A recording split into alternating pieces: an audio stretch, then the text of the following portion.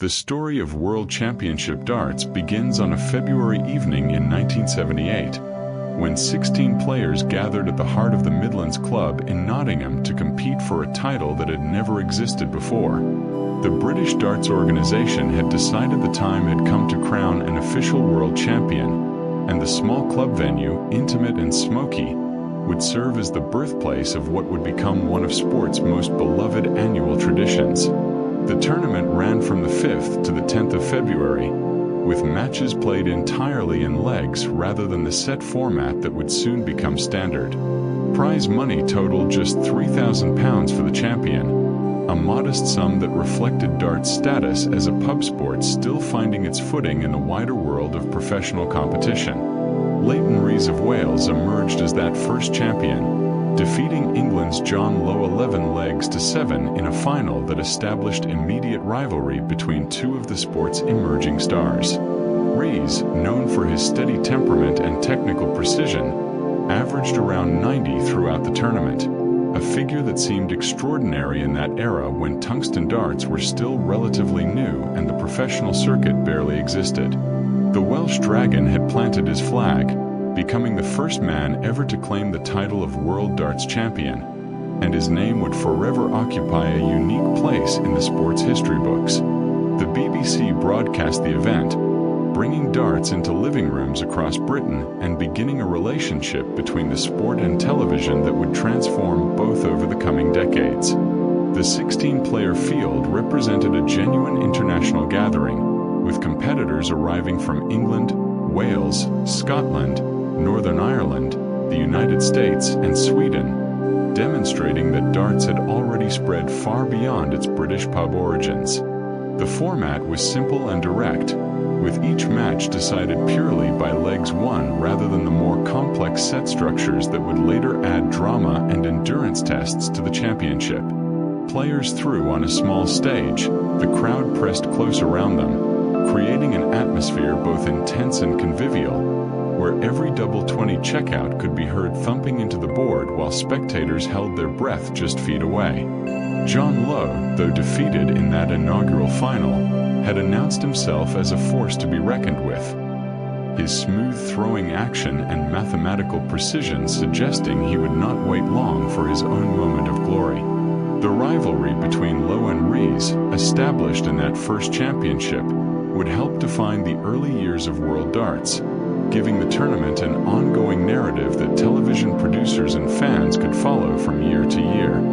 Eric Bristow and other future stars also competed in that maiden event, learning the pressure of championship darts and studying what it took to triumph when everything was on the line. The heart of the Midlands Club itself was nothing grand, just a working social club in England's industrial heartland, but it had been chosen precisely because it represented the roots of darts, the places where ordinary working people gathered after shifts to throw arrows and share pints. The atmosphere inside during those 6 days in February mixed nervous excitement with genuine uncertainty about whether this World Championship concept would catch on or fade away as just another ambitious idea that couldn't sustain itself.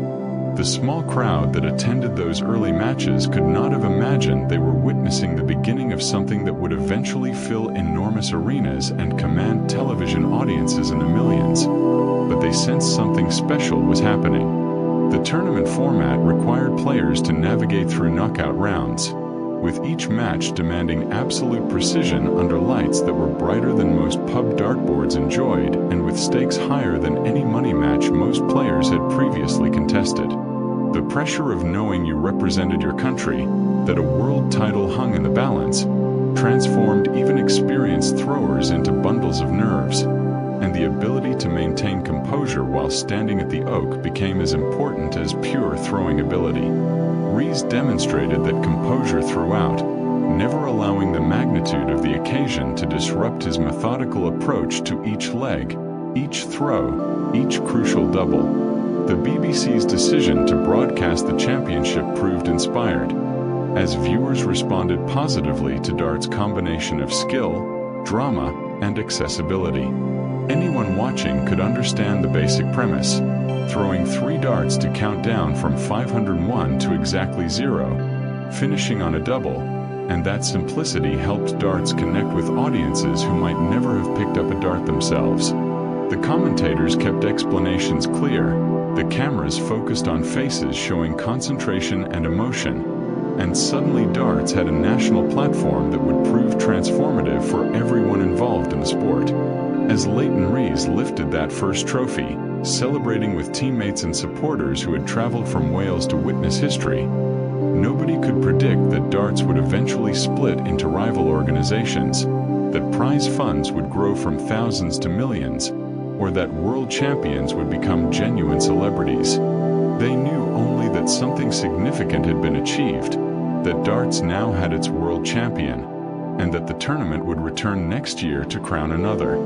The seeds planted in Nottingham in February 1978 would grow into a mighty tree with branches spreading across the globe, and Leighton Rees would always be remembered as the man who got there first. The legacy of that inaugural championship extended far beyond the immediate result, establishing templates and traditions that would guide world darts for generations. The decision to use television coverage proved transformative, giving the sport visibility that could never have been achieved through live attendance alone and allowing millions to witness championship darts from their living rooms. The simple format, easy to understand even for complete newcomers, helped darts connect with broad audiences who appreciated the combination of skill, pressure, and human drama on display throughout those 6 days in Nottingham. The second World Championship moved north to the Jollies Cabaret Club in Stoke-on-Trent, a venue that would become synonymous with darts' golden age through the 1980s and whose name still evokes nostalgia among those who remember the sport's early television years. Held from the 7th to 13th of January 1979, the tournament introduced several important changes, expanding slightly in scope while maintaining the intimate atmosphere that had made the inaugural championship so compelling. Most significantly, the format shifted from pure legs to a set-based system, with early rounds contested over best-of-5 sets, adding layers of strategy and endurance that would test players in new ways as matches stretched longer and required sustained excellence rather than short bursts of brilliance.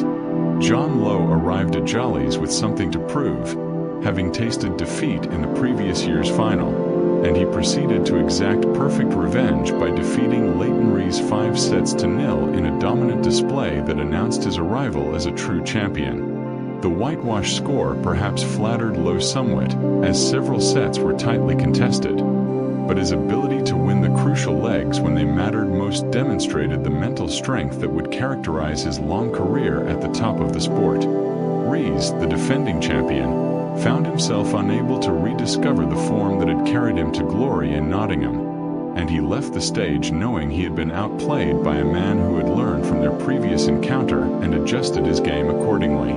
The Jollies venue itself brought a different flavor to the championship, combining the functions of cabaret club, nightclub, and entertainment venue in a way that was typical of British working-class leisure culture in the late 1970s. The stage where players threw had recently hosted musical acts and comedy performers, and the proximity of the crowd created an electric atmosphere that television cameras captured beautifully, conveying both the skill of the sport and the genuine excitement of spectators who understood they were watching something special develop.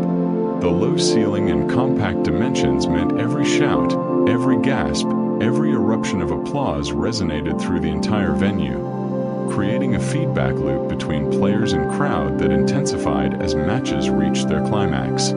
Eric Bristow and Alan Evans, two players whose names would become legendary in dart circles, competed in that 1979 championship, gaining experience and establishing themselves as future contenders for the title.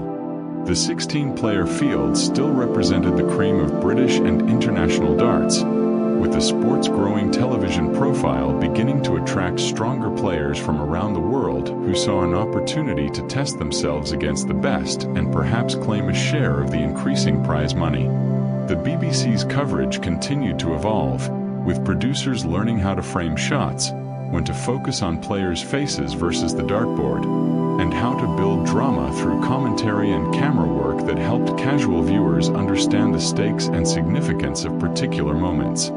The best-of-5 sets format in early rounds meant matches could swing dramatically as players found or lost their rhythm, creating more opportunities for comebacks and collapses than the straight legs format had allowed.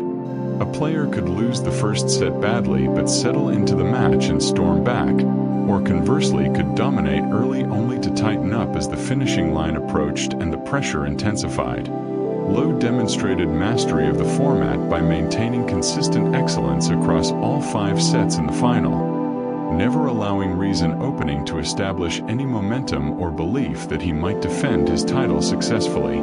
Prize money increased slightly from the inaugural championship, reflecting growing sponsorship interest and the BBC's commitment to featuring darts as part of its winter sports programming. For the players, most of whom still held regular jobs and treated darts as a serious hobby that might supplement their income, even modest prize increases made a significant difference and encouraged them to dedicate more time to practice and competitive play. The professionalization of darts was beginning, though it would be years before top players could truly make a comfortable living from the sport alone without needing other sources of income to support their families. The matches at Jolly's were still played on relatively small stages compared to what would come later, with the dartboard mounted on a simple setup and the oak marked with tape on the floor rather than the elaborate stage constructions that would eventually become standard for televised darts. This simplicity actually added to the charm for many viewers, who could easily imagine themselves in similar surroundings, perhaps playing in their local pub leagues and dreaming of one day standing where Lowe and Rees stood. The accessibility of the venue and setup made darts feel democratic, a sport where talent mattered more than expensive equipment or exclusive training facilities. John Lowe's triumph established him as the second world champion in darts history and confirmed that the championship itself had staying power, that last year's success in Nottingham had not been a fluke but rather the beginning of an annual tradition that would anchor the darts calendar. Television audiences grew as word spread about the drama and skill on display, with the BBC's decision to feature darts prominently in its winter scheduling proving wise as ratings held strong. The sport was consolidating its popularity, moving from niche entertainment toward something approaching mainstream recognition, and the Jolly's venue would host this journey through its most formative years. As Lowe celebrated his victory, reversing the previous year's result and claiming the trophy that had eluded him 12 months earlier, the darts world understood that a genuine rivalry had been established between two excellent players who brought out the best in each other. The second World Championship had proven the first was no accident, and darts had a future. The 1980 World Championship, returning to Jolly's in Stoke-on-Trent from the 4th to 10th of February, marked a turning point in the tournament's evolution as the field expanded to 24 players, requiring some seeds to receive byes through the early rounds and creating a more complex bracket structure that better reflected the growing depth of competitive darts. This expansion signaled confidence in the championship's future and acknowledgement that more players deserved the opportunity to compete for the world title, with qualifiers from various regional and national tournaments earning their places alongside the established stars who had dominated the first two championships. Eric Bristow, the brash and confident Londoner who would become darts' first genuine superstar, finally claimed his first world title by defeating Bobby George 5-3 in a final that captivated viewers with its contrast of personalities and playing styles. Bristow, already calling himself the crafty Cockney, and displaying the swagger that would make him both loved and loathed by different segments of the darts community, demonstrated the combination of skill and mental strength that would carry him to multiple world titles throughout the decade. His confident personality, often bordering on arrogance in the eyes of critics but viewed as refreshing authenticity by supporters, helped transform him into darts' first mainstream star, a player whose face and voice became recognizable even to people who never watched the sport regularly. Bobby George, reaching his first World Championship final, brought his own colorful character to the occasion, wearing flashy gold jewelry and playing through back problems. George's flamboyant style made him a crowd favorite, and though he fell short against Bristow's superior finishing, His presence demonstrated the sport's ability to accommodate different personalities. The prize fund increased again, reflecting television sponsorship and BBC commitment. For players, growing prize money validated their decision to dedicate serious time to darts, though even winners still needed supplementary income sources. The sport existed in transition between amateur enthusiasm and professional commitment, with the best players beginning to see paths toward making darts their primary occupation while managing the financial uncertainties that came with pioneering a new professional structure.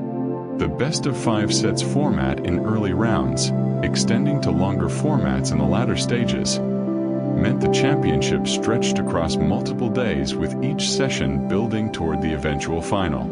Television coverage expanded to include more live play and highlights packages that helped casual viewers follow the tournament's progress without needing to watch every match.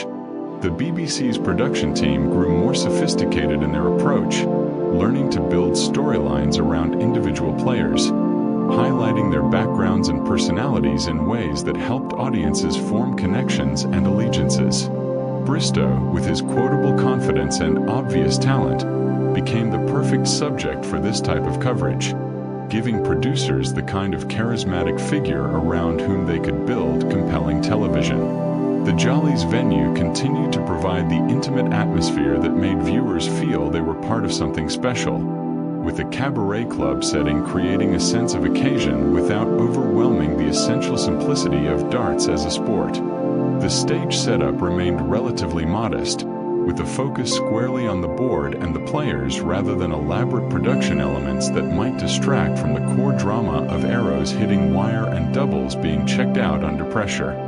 This directness appealed to viewers who appreciated sport presented without excessive gloss or artifice, where skill and nerves determined outcomes rather than any external factors. Bristow's journey through the tournament included several tight matches where his ability to raise his game at crucial moments proved decisive, demonstrating that winning a world championship required more than just high averages or consistent scoring, but rather the mental fortitude to perform when it mattered most. The phrase "bottle" entered darts' vocabulary during this era, referring to the courage and composure needed to hit crucial doubles with everything on the line, and Bristow possessed this quality in abundance. His willingness to back himself even when ahead in matches, to go for big finishes rather than play safe, created exciting viewing and established patterns that would characterize his entire career. Bobby George's back problems added a poignant element to his final appearance, as viewers could see him struggling physically while maintaining his competitive spirit and determination not to let his body's limitations define his performance.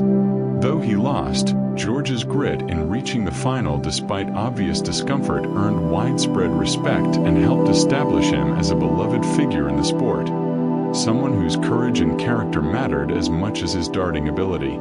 The way he wore his jewelry and maintained his showman persona even while clearly hurting demonstrated the entertainment value that darts players brought beyond pure athletic competition. The BBC's coverage included personality-focused segments that helped boost ratings by giving viewers reasons to care about outcomes beyond just the sport itself, showing families, backgrounds, and the human stories behind the players who stood on stage throwing arrows. This approach to sports broadcasting, now common across many disciplines, was relatively innovative in 1980 and helped darts connect with audiences in ways that pure match coverage alone might not have achieved. The ratings success vindicated the BBC's investment in darts and ensured the sport would remain a fixture in their programming. As Eric Bristow lifted the trophy for the first time, celebrating with his characteristic blend of genuine joy and cocky vindication, the darts landscape shifted. The sport now had its charismatic star, and the 1980 World Championship would be remembered as the moment darts fully arrived. The 1981 World Championship, played from the 10th to 17th of January at the familiar Jollies venue in Stoke-on-Trent, would see Eric Bristow attempt something no player had yet achieved in the brief history of the competition, successfully defending the world title and winning back-to-back championships. The tournament field maintained its expanded 24-player format, with high-profile seeds including Bristow himself, John Lowe, Kerry Morgan, and Bobby George all expected to challenge for the crown in what promised to be the most competitive championship yet. The stakes felt higher than in previous years because patterns were beginning to emerge, dynasties forming, and everyone wanted to know whether Bristow's 1980 triumph represented the start of something special or merely a single moment of glory.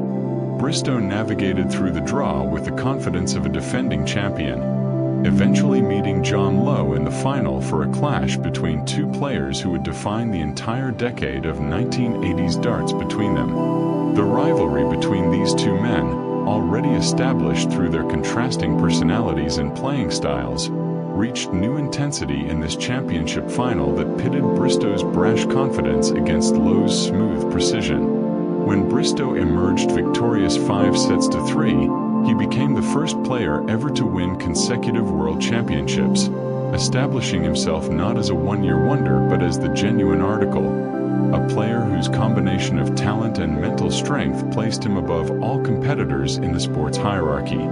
The intense rivalry between Bristow and Lowe gave the tournament a compelling narrative spine that television producers exploited brilliantly, building matches between them as epic confrontations between different philosophies of darting and different approaches to competitive psychology. Lowe, with his mathematical precision and calm demeanor, represented the thinking player who calculated each throw carefully and never let emotion disrupt his game plan. Bristow, conversely, played on instinct and feel, trusting his ability to find another level when needed and using his confident persona to unsettle opponents who might doubt themselves when facing someone so supremely self-assured. Their meetings became appointment viewing for darts fans who recognized they were watching two masters operating at the peak of their considerable powers. The Jollies venue had by 1981 become thoroughly associated with World Championship darts, its distinctive atmosphere and layout now familiar to television audiences who tuned in each January expecting the combination of skilled play and electric crowd response that had become the tournament's trademark. The Cabaret Club's low ceilings and intimate dimensions meant players could hear individual shouts from the crowd, could feel the collective intake of breath when crucial doubles hung in the balance, creating pressure that some thrived under while others wilted. Bristow belonged firmly in the former category, feeding off crowd energy and seeming to raise his game when the noise and tension peaked rather than shrinking from the moment. Prize money and crowd sizes continued growing compared with the late 1970s, reflecting darts' increasing popularity and the BBC's confidence in the sport as reliable television programming that delivered solid ratings without breaking the budget. For the players, the expanding prize pools meant their investment of time in practice and competition began to make more financial sense, though the sums remained modest by the standards of other professional sports and most players still maintained other income sources to support themselves and their families. The professionalization of darts accelerated gradually rather than suddenly, with each year bringing small increases in earnings potential that collectively began adding up to meaningful change. The tournament used longer set formats in the later rounds than in 1980, testing players' endurance and consistency over extended matches where momentum could shift multiple times and whoever maintained concentration deepest into the battle often prevailed. The final between Bristow and Lowe stretched long enough that both men's true characters emerged under the accumulated pressure of 3+ hours throwing darts with the World Championship at stake. Bristow's ability to close out the match when ahead, rather than allowing Lowe back into contention through nervousness or overthinking, demonstrated the mental edge that separated good players from great ones in championship darts. The BBC's television coverage helped establish darts as a winter staple in British sports broadcasting, with the championship becoming something viewers anticipated and scheduled their January evenings around, gathering friends and family to watch the drama unfold.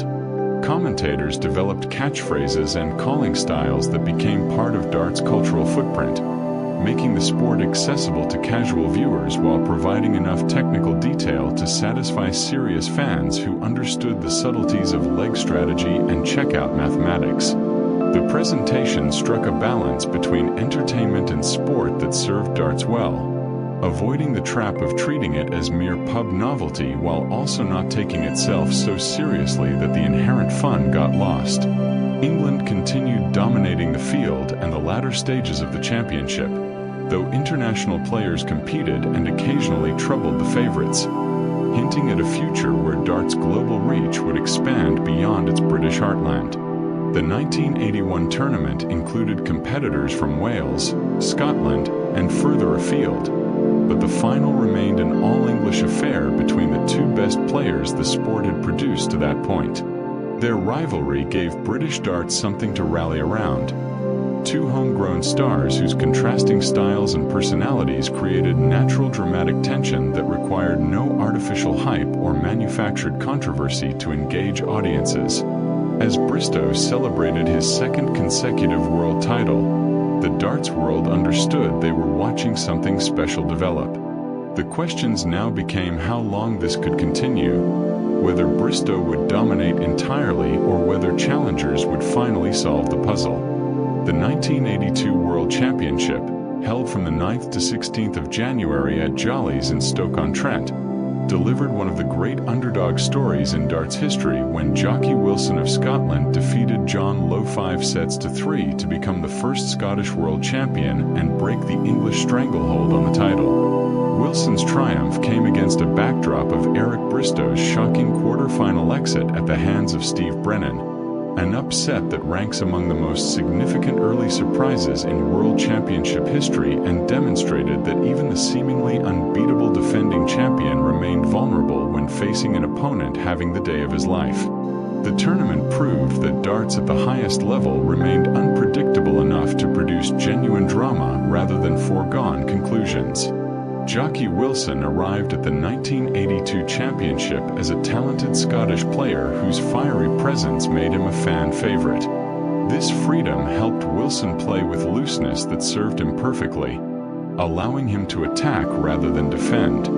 His route to the final included several testing matches, and he passed every test with skillful scoring and clutch finishing. The quarter-final upset that saw Steve Brennan eliminate Eric Bristow sent shockwaves through the darts world, demonstrating that even two-time defending champions could fall to inspired opponents. Brennan produced the performance of his life to overcome a player who had seemed nearly invincible. For Bristow, the defeat represented a harsh lesson in knockout tournament realities, where one poor day could erase months of preparation and form, where reputation counted for nothing if doubles weren't falling when needed most. The upset opened the championship wide and reminded everyone that darts remained gloriously unpredictable. The final between Wilson and Lowe brought together the smooth English stylist against the passionate Scottish fighter. Lowe sought his second title while Wilson brought an intensity that manifested in visible emotional investment in every crucial shot. His ability to maintain that passion without letting it tip into destructive anxiety proved key to his victory, showing that controlled aggression could triumph over calculated precision when both players brought their best games to the championship stage.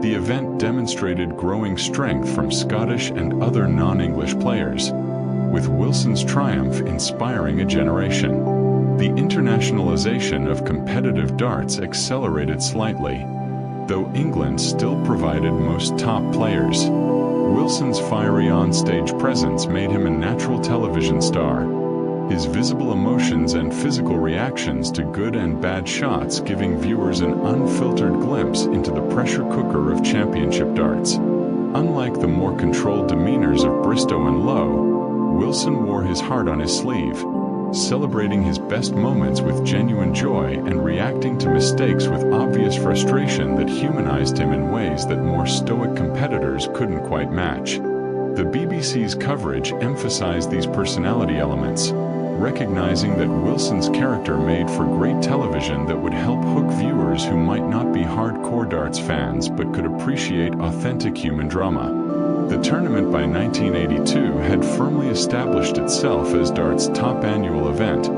the one championship every player desperately wanted to win, and the one tournament that television audiences made appointment viewing each January. The prize money continued growing incrementally, reflecting sponsorship interest and television rights fees that provided the BDO with resources to invest back into prize funds and event production. For players, the championship represented not just the richest tournament but the one that conferred lasting prestige, where winners earned permanent places in darts history and losers faced questions about whether they possessed the mental strength required to win when everything was on the line. Jollies by 1982 had become almost a character in its own right, the venue's distinctive atmosphere and layout now inseparable from the championship's identity in fans' minds. The close proximity of spectators to the stage meant players could hear individual comments and feel the crowd's energy in ways that later, larger venues wouldn't quite replicate. This intimacy created unique pressure and excitement, where a roar of approval or groan of disappointment from just feet away could genuinely affect a player's emotional state and potentially influence their next throw. The best players learned to channel this energy positively, while the less mentally strong might wilt under its intensity. Jocky Wilson's victory celebration showcased his authentic working-class Scottish roots and his genuine surprise at having achieved something many doubted he could accomplish, given the English players' dominance and the mental challenges that major championship pressure presented. His tearful joy resonated with viewers who saw in Wilson someone like themselves, an ordinary person who had achieved something extraordinary through dedication and belief when others had written him off. The human element of his triumph transcended darts itself to become a broader story about overcoming odds and refusing to accept limitations others might try to impose. The 1982 championship proved that dart's competitive structure remained open and unpredictable enough to produce genuine surprises rather than predetermined outcomes dictated entirely by seeding and rankings. This unpredictability kept audiences engaged across all rounds rather than only tuning in for finals, because the possibility of upsets meant every match carried real drama and consequence. The format worked perfectly, long enough to test players thoroughly but not so extended that momentum and form couldn't carry underdogs to unlikely victories when they found their best game at the right moment. As Wilson lifted the trophy, becoming the first Scottish world champion and giving his nation something to celebrate, the championship's reputation for creating memorable moments was cemented. The 1982 tournament would be remembered for shocking upset and breakthrough triumph. The 1983 World Championship, played from the 8th to 15th of January at Jollies, produced what remains arguably the most famous finish in darts history and certainly one of the greatest underdog stories the sport has ever witnessed, when 23-year-old Keith Deller defeated Eric Bristow 6-5 in an epic final that concluded with Deller hitting a match-winning checkout of 138 after Bristow had chosen to lay up rather than attempt bull for the title. That single leg, that crucial tactical decision, and that nerveless finish would be replayed thousands of times over the decades that followed, becoming the defining image of 1980s darts for many fans and establishing Deller as a permanent legend in the sport regardless of what else he achieved in his career. Deller's journey to the final saw him defeat John Lowe, Jocky Wilson, and Bristow, overcoming the three previous world champions in a single tournament. Each victory required Deller to find reserves of courage many doubted he possessed, forcing him to demonstrate his talent justified his presence on the sport's grandest stage. The final swung back and forth through 11 riveting sets, with Bristow's experience battling Deller's fearless youth. Deller played without anxiety, his freedom showing in his willingness to go for ambitious finishes and take risks. The contrast between Bristow's calculating approach, built on years of championship experience, and Deller's instinctive shot-making created fascinating tactical dynamics that kept the match unpredictable throughout. Each player had moments of brilliance offset by periods where the pressure manifested in missed doubles and tentative decision-making. The championship's climactic moment came with Deller on 138, facing a pressure finish requiring treble 20, treble 18, and double 12. Bristow had chosen to lay up rather than attempting bull, a decision debated endlessly ever since. That gave Deller his chance, and he seized it with 3 perfect darts. The finish would be replayed thousands of times in the decades that followed, becoming the defining moment of 1980s championship darts and ensuring Deller's place in sporting history regardless of what else he achieved in his career. The 138 finish became instant legend, replayed immediately and then in highlight packages for years, shown to new generations as an example of what happens when pressure, skill, and moment combine perfectly. The image captured lightning in a bottle. The BBC's coverage drew strong UK television ratings as word spread about the incredible final unfolding at Jolly's, with viewers who had tuned in casually finding themselves gripped by the drama and unable to turn away as the match reached its conclusion. The final set, with both players knowing they were moments from either triumph or devastation, showcased championship darts at its finest, where technical skill merged with mental fortitude and the ability to execute under pressure separated winners from runners-up. Deller's composure at just 23 years old, standing on the edge of glory or disaster, demonstrated a maturity beyond his years that suggested he would become a major force in darts for the decade ahead. Bristow's decision to lay up rather than go for bull became one of the most discussed tactical moments in championship history, with opinions divided about whether he made the correct choice given the match situation and the players involved. Some argued he should have trusted his ability to hit bull and denied Deller any opportunity, while others defended the conservative approach as mathematically sound given that Deller faced a difficult 3-dart finish that most players would miss under such pressure. The fact that Deller hit the finish made Bristow's decision appear mistaken in hindsight, but whether the same decision in slightly different circumstances might have won him the title remains unknowable and endlessly debatable. The tournament field included all the sport's major stars, making Deller's achievement even more remarkable as he couldn't avoid facing elite players in every round if he wanted to reach the final. Unlike some underdog stories where a qualifier benefits from a kind draw and avoids the favorites until late, Deller confronted the 3 previous champions directly and beat each in succession, leaving absolutely no doubt that his title came through superior play rather than favorable scheduling. The legitimacy of his championship was beyond question, his name written permanently into darts history alongside the legends he had defeated.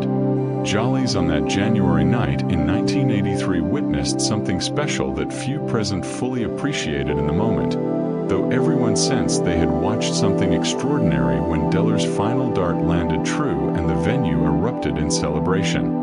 The atmosphere inside the Cabaret Club reached levels of excitement and noise that even veteran attendees struggled to remember experiencing before, as the crowd recognized they were witnessing history and wanted to mark the moment with appropriate volume and energy.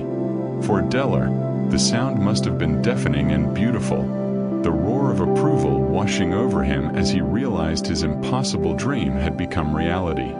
The championship confirmed that darts remained unpredictable and open, that young talent could emerge and overcome even the most established champions if they possessed the skill and courage required. This openness kept the sport vibrant and prevented it from becoming stale or dominated by a closed shop of perennial winners who shared titles between themselves without allowing new blood to rise. Every tournament carried the possibility of discovering a new star, of witnessing a breakthrough performance that would launch a career and create a new hero for fans to follow and support. Keith Deller's victory in the 1983 World Championship, sealed with that perfect 138 finish, remains one of dart's most treasured moments, a story that continues inspiring young players who dream of matching his achievement. The 1984 World Championship, played from the 7th to 14th of January at Jolly's, saw Eric Bristow return with a vengeance, demolishing Dave Whitcomb 7-1 in a final that demonstrated he had lost none of his ability despite the crushing 1983 final defeat to Keith Deller. The dominant performance represented Bristow's third world title and re-established him as the sport's premier player, someone capable of learning from defeat and coming back stronger. Whitcomb, reaching his first World Championship final, found himself overwhelmed by Bristow's combination of heavy scoring and clinical finishing. The 7-1 scoreline perhaps flattered Bristow somewhat, but his ability to win crucial moments demonstrated championship execution. Both Jocky Wilson and John Lowe fell before reaching the final, eliminating themselves from contention and clearing a path for Bristow to reclaim the title he desperately wanted after the previous year's disappointment. Whitcomb played solidly throughout the tournament but found Bristow operating at a level few could match. The longer final format, now best of 13 sets, underlined the endurance required in championship darts. Bristow thrived under these demands, his natural fitness and mental resilience proving decisive against opponents who might fade as matches stretched into their fourth hour. The extended format also provided better value for television audiences and ticket holders, ensuring the final felt appropriately grand and important rather than concluding too quickly to justify the week-long build-up. Bristow's charisma earned him the crafty Cockney nickname that stuck permanently, helping casual fans remember him. His personality, combining confidence with undeniable skill, made him compelling viewing. The BBC built much of their coverage around him. The crowds at Jolly's remained loud and intimate compared with later venues, the Cabaret Club's compact dimensions creating an atmosphere where every cheer and groan resonated through the entire room and players felt the audience's presence in ways that larger, more modern venues wouldn't quite replicate. This intimacy suited some players perfectly while unnerving others, creating another variable in championship competition beyond pure darting ability. Bristow fed off crowd energy, seeming to raise his game when the noise and excitement peaked, using the audience's expectations as fuel rather than finding them burdensome. The 1985 World Championship, held from the 5th to 12th of January and representing the final edition at Jolly's before the tournament's move to Lakeside, saw Bristow defeat John Lowe 6-2 to claim his fourth world title and cement his status as the dominant force in 1980s darts. The Bristow-Lowe rivalry again shaped the tournament narrative, with these two players having competed in multiple finals and semi-finals over the championship's brief history and provided the sport with its defining personal competition. Their contrasting styles and personalities created natural drama that required no artificial hype, with fans dividing into camps supporting one or the other based on which approach to darts and competition they found more appealing. Emerging players such as Bob Anderson and Dave Whitcomb, both featuring prominently in the 1985 field, suggested that new challengers might soon rise to seriously threaten Bristow and Lowe's duopoly at the top of world darts, though neither yet possessed the consistent excellence and mental strength required to regularly defeat the established stars in championship conditions. The depth of competitive darts was growing, with more players capable of troubling favorites on their best days, but the gap between very good and genuinely great remained substantial enough that Bristow and Lowe could still dominate when playing near their peaks. Prize money and television coverage had both grown significantly since the inaugural championship in 1978, reflecting darts' transformation from pub sport to mainstream entertainment that drew solid ratings and attracted sponsorship from major companies seeking access to the sport's predominantly working-class, male audience. For players, the increasing financial rewards made dedicating serious time to darts more justifiable, though even the champion's check remained modest by the standards of other professional sports and most competitors still needed supplementary income sources. The professionalization of darts continued gradually, with each year bringing incremental improvements in earnings potential and legitimacy as a career path. The announcement that 1985 would be the final World Championship at Jolly's brought bittersweet emotions, as the venue had become synonymous with the tournament and its distinctive atmosphere had shaped darts' television identity through the sport's formative years. The Cabaret Club's closure meant the championship would need a new home, and while the move to Lakeside Country Club would ultimately prove successful and create its own beloved traditions, the Jollies' years remained forever special to those who experienced them. The intimate, slightly ramshackle charm of the Cabaret Club venue represented darts at a particular moment in its evolution. Before the sport became more polished and professional, but when it retained direct connection to its working-class pub roots. Fans later remembered the Jollies' years as darts' first TV golden age, when the championship established itself and the sport's greatest players emerged to create rivalries and moments that would be discussed and celebrated for decades. The venue had witnessed Rees' inaugural triumph, Lowe's revenge, Bristow's rise to dominance, Wilson's Scottish breakthrough, and Deller's miracle finish, providing a remarkable concentration of historic moments in just 7 years of championship hosting. The move to Lakeside represented necessary evolution as the sport grew, but something irreplaceable would be lost when darts left Jollies behind. Eric Bristow's fourth world title in 1985, his second in a row and fourth in 6 years, established him as the player of the decade and created expectations he would continue dominating for years. His success inspired countless youngsters to take up darts seriously and dream of following his path from pub player to world champion. The 1986 World Championship marked a watershed moment in darts history as the tournament moved from its spiritual home at Jollies to the Lakeside Country Club in Frimley Green, Surrey, a relocation that would prove so successful that Lakeside would become synonymous with World Championship darts for more than 3 decades. Held from the 4th to 12th of January, the inaugural Lakeside Championship saw Eric Bristow claim his 5th world title by defeating Dave Whitcomb 6-0 in a one-sided final that demonstrated the defending champion's continued dominance over the sport he had come to define throughout the 1980s. The whitewash scoreline, while perhaps harsh on Whitcomb, who played decently in several sets, reflected Bristow's ruthless efficiency and his determination to mark the new venue with a statement victory that would resonate through the sport. The Lakeside Country Club brought a different aesthetic to the championship, replacing Jollies' cabaret intimacy with a more traditional hotel venue that nonetheless retained close crowd proximity.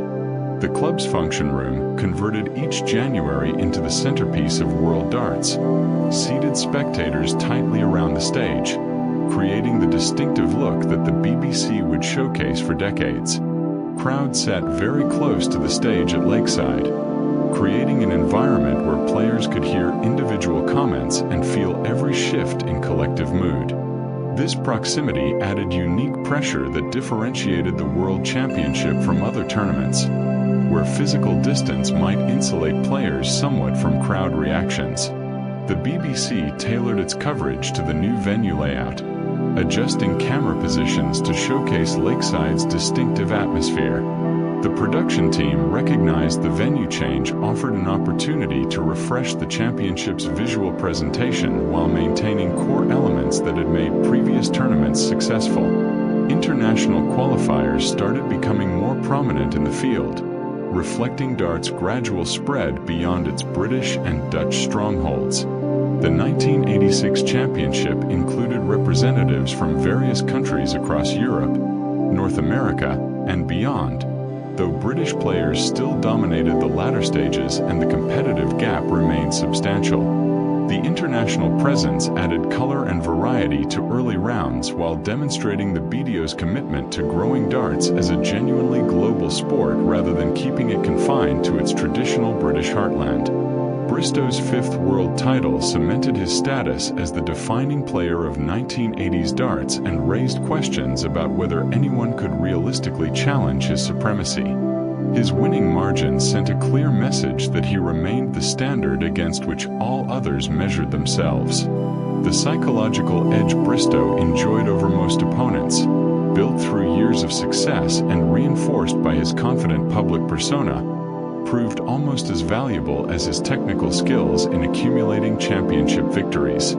Few players could match his combination of ability and mental toughness when facing him on the sport's biggest stage. Lakeside's inauguration as World Championship venue went smoothly, with no significant problems marring what needed to be a successful first edition. The BDO had gambled that Lakeside could match or exceed what Jolly's had provided, and the 1986 championship vindicated that faith by delivering excellent competition in front of enthusiastic crowds.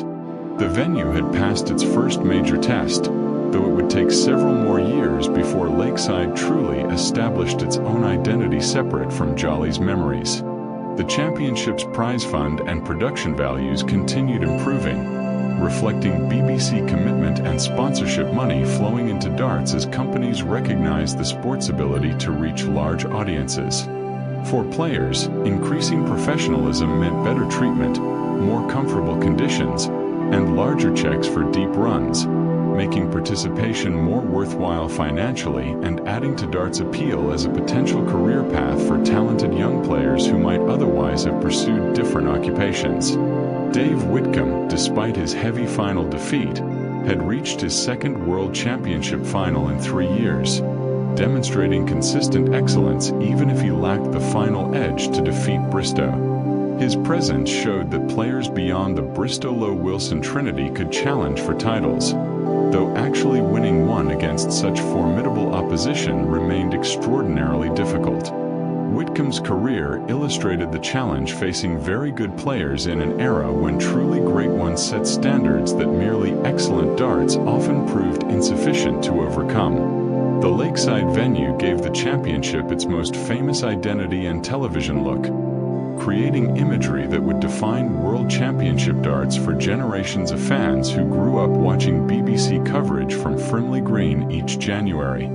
The specific combination of setting, atmosphere, and production values that Lakeside provided proved impossible to replicate elsewhere, making the venue itself almost as important to the championship's identity as the players who competed there.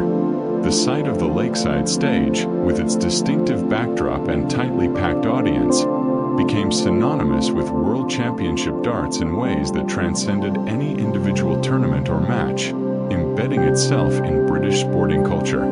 Eric Bristow's dominance through the 1980s, culminating in this fifth world title at the new Lakeside venue, established him as the standard-bearer for darts during its crucial growth phase when television exposure and increasing professionalism transformed the sport from pub pastime toward legitimate sporting enterprise. His success inspired imitators who studied his technique and tried to copy his mental approach, while his personality made him the perfect ambassador for a sport that needed recognizable stars to help sell itself to broader audiences and sponsorship partners seeking access to dart's loyal fan base. The 1986 championship, marking both venue change and Bristow's continued supremacy, represented darts at a pivotal moment in its evolution toward the modern professional sport it would eventually become, balancing tradition with progress in ways that honored the past while building toward an ambitious future. The 1987 World Championship, played from the 3rd to 11th of January at Lakeside, delivered a classic final when John Lowe defeated Eric Bristow 6-4. Lowe's victory came 8 years after his first world title in 1979, demonstrating remarkable longevity and proving that patient persistence could eventually overcome even the most dominant champion. The final was a classic clash between dart's two biggest 1980s names, their contrasting styles creating compelling narrative. Lowe represented the thinking player who calculated every angle, while Bristow relied on instinct and feel. Their meetings always produced excellent darts because each man raised his game to match the other. Lakeside's atmosphere was already becoming iconic, the venue's distinctive look now familiar to anyone who watched BBC coverage each January. The function room, packed with spectators within touching distance of the stage, created an environment unique in professional sports.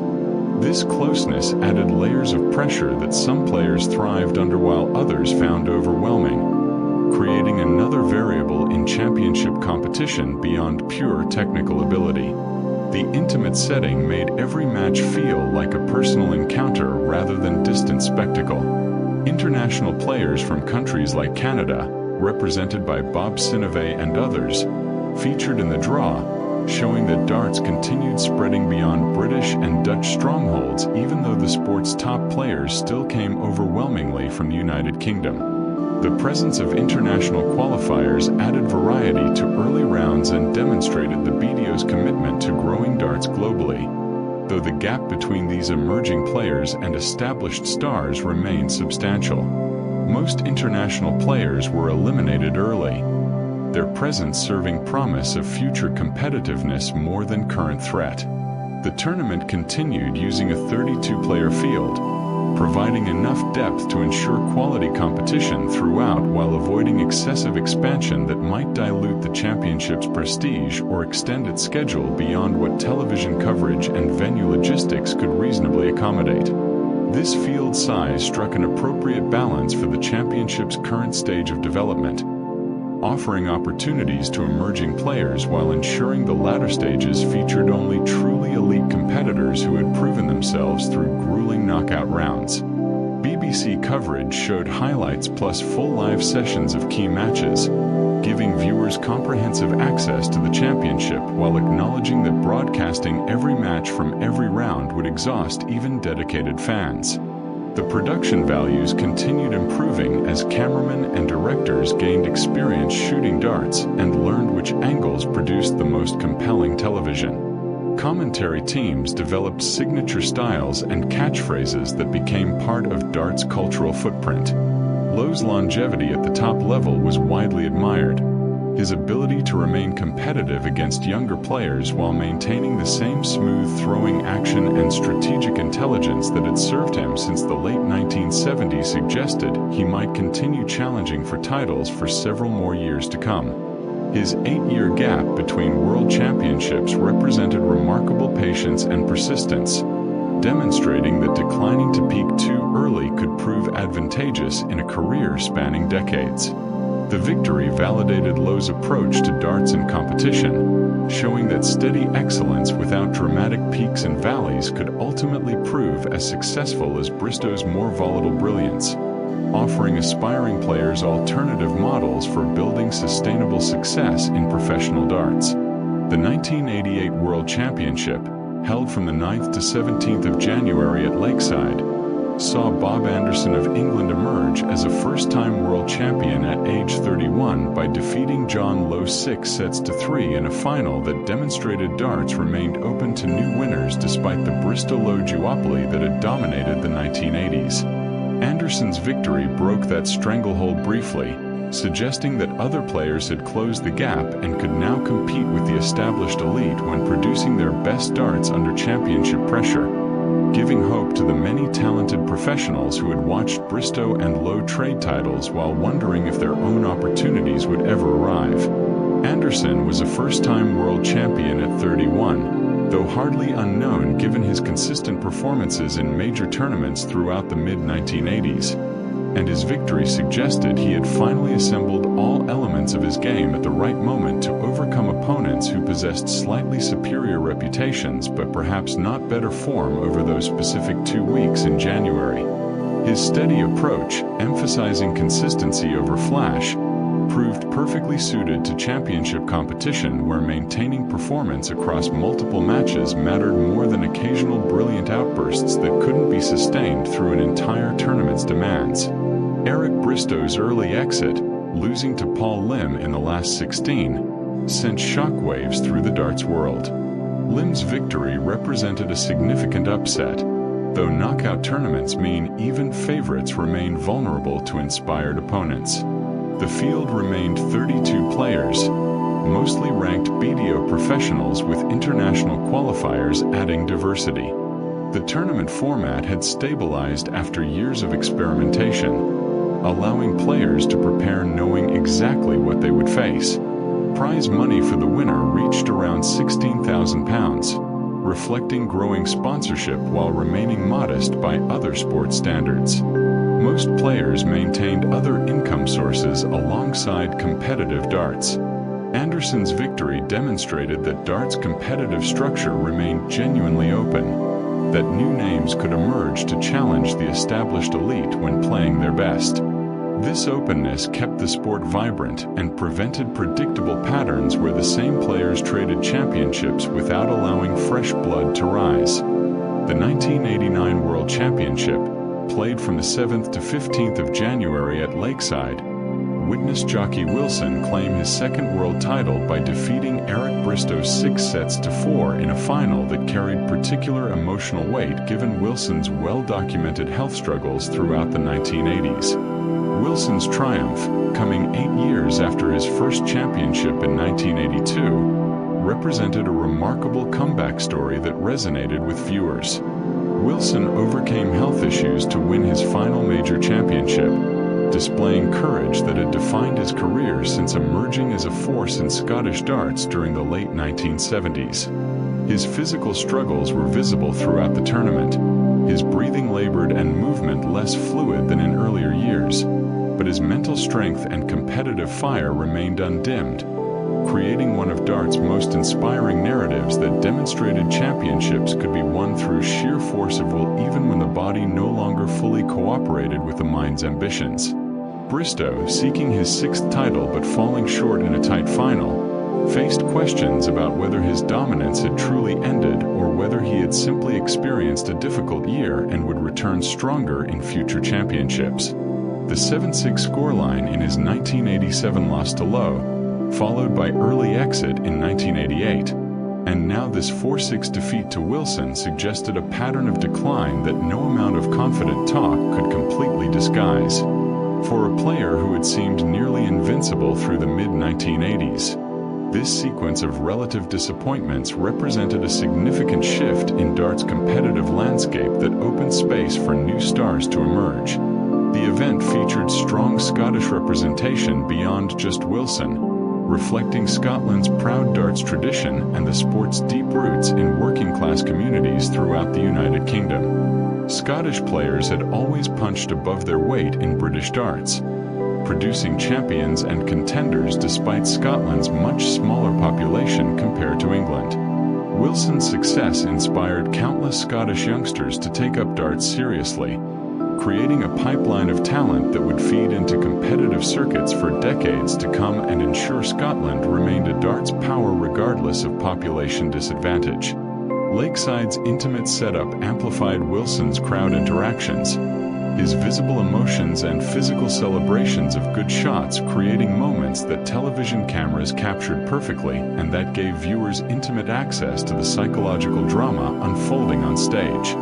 The venue's design meant Wilson's fist pumps and shouts resonated through the entire room, creating feedback loops where his passion energized the crowd and their response in turn lifted him to greater heights.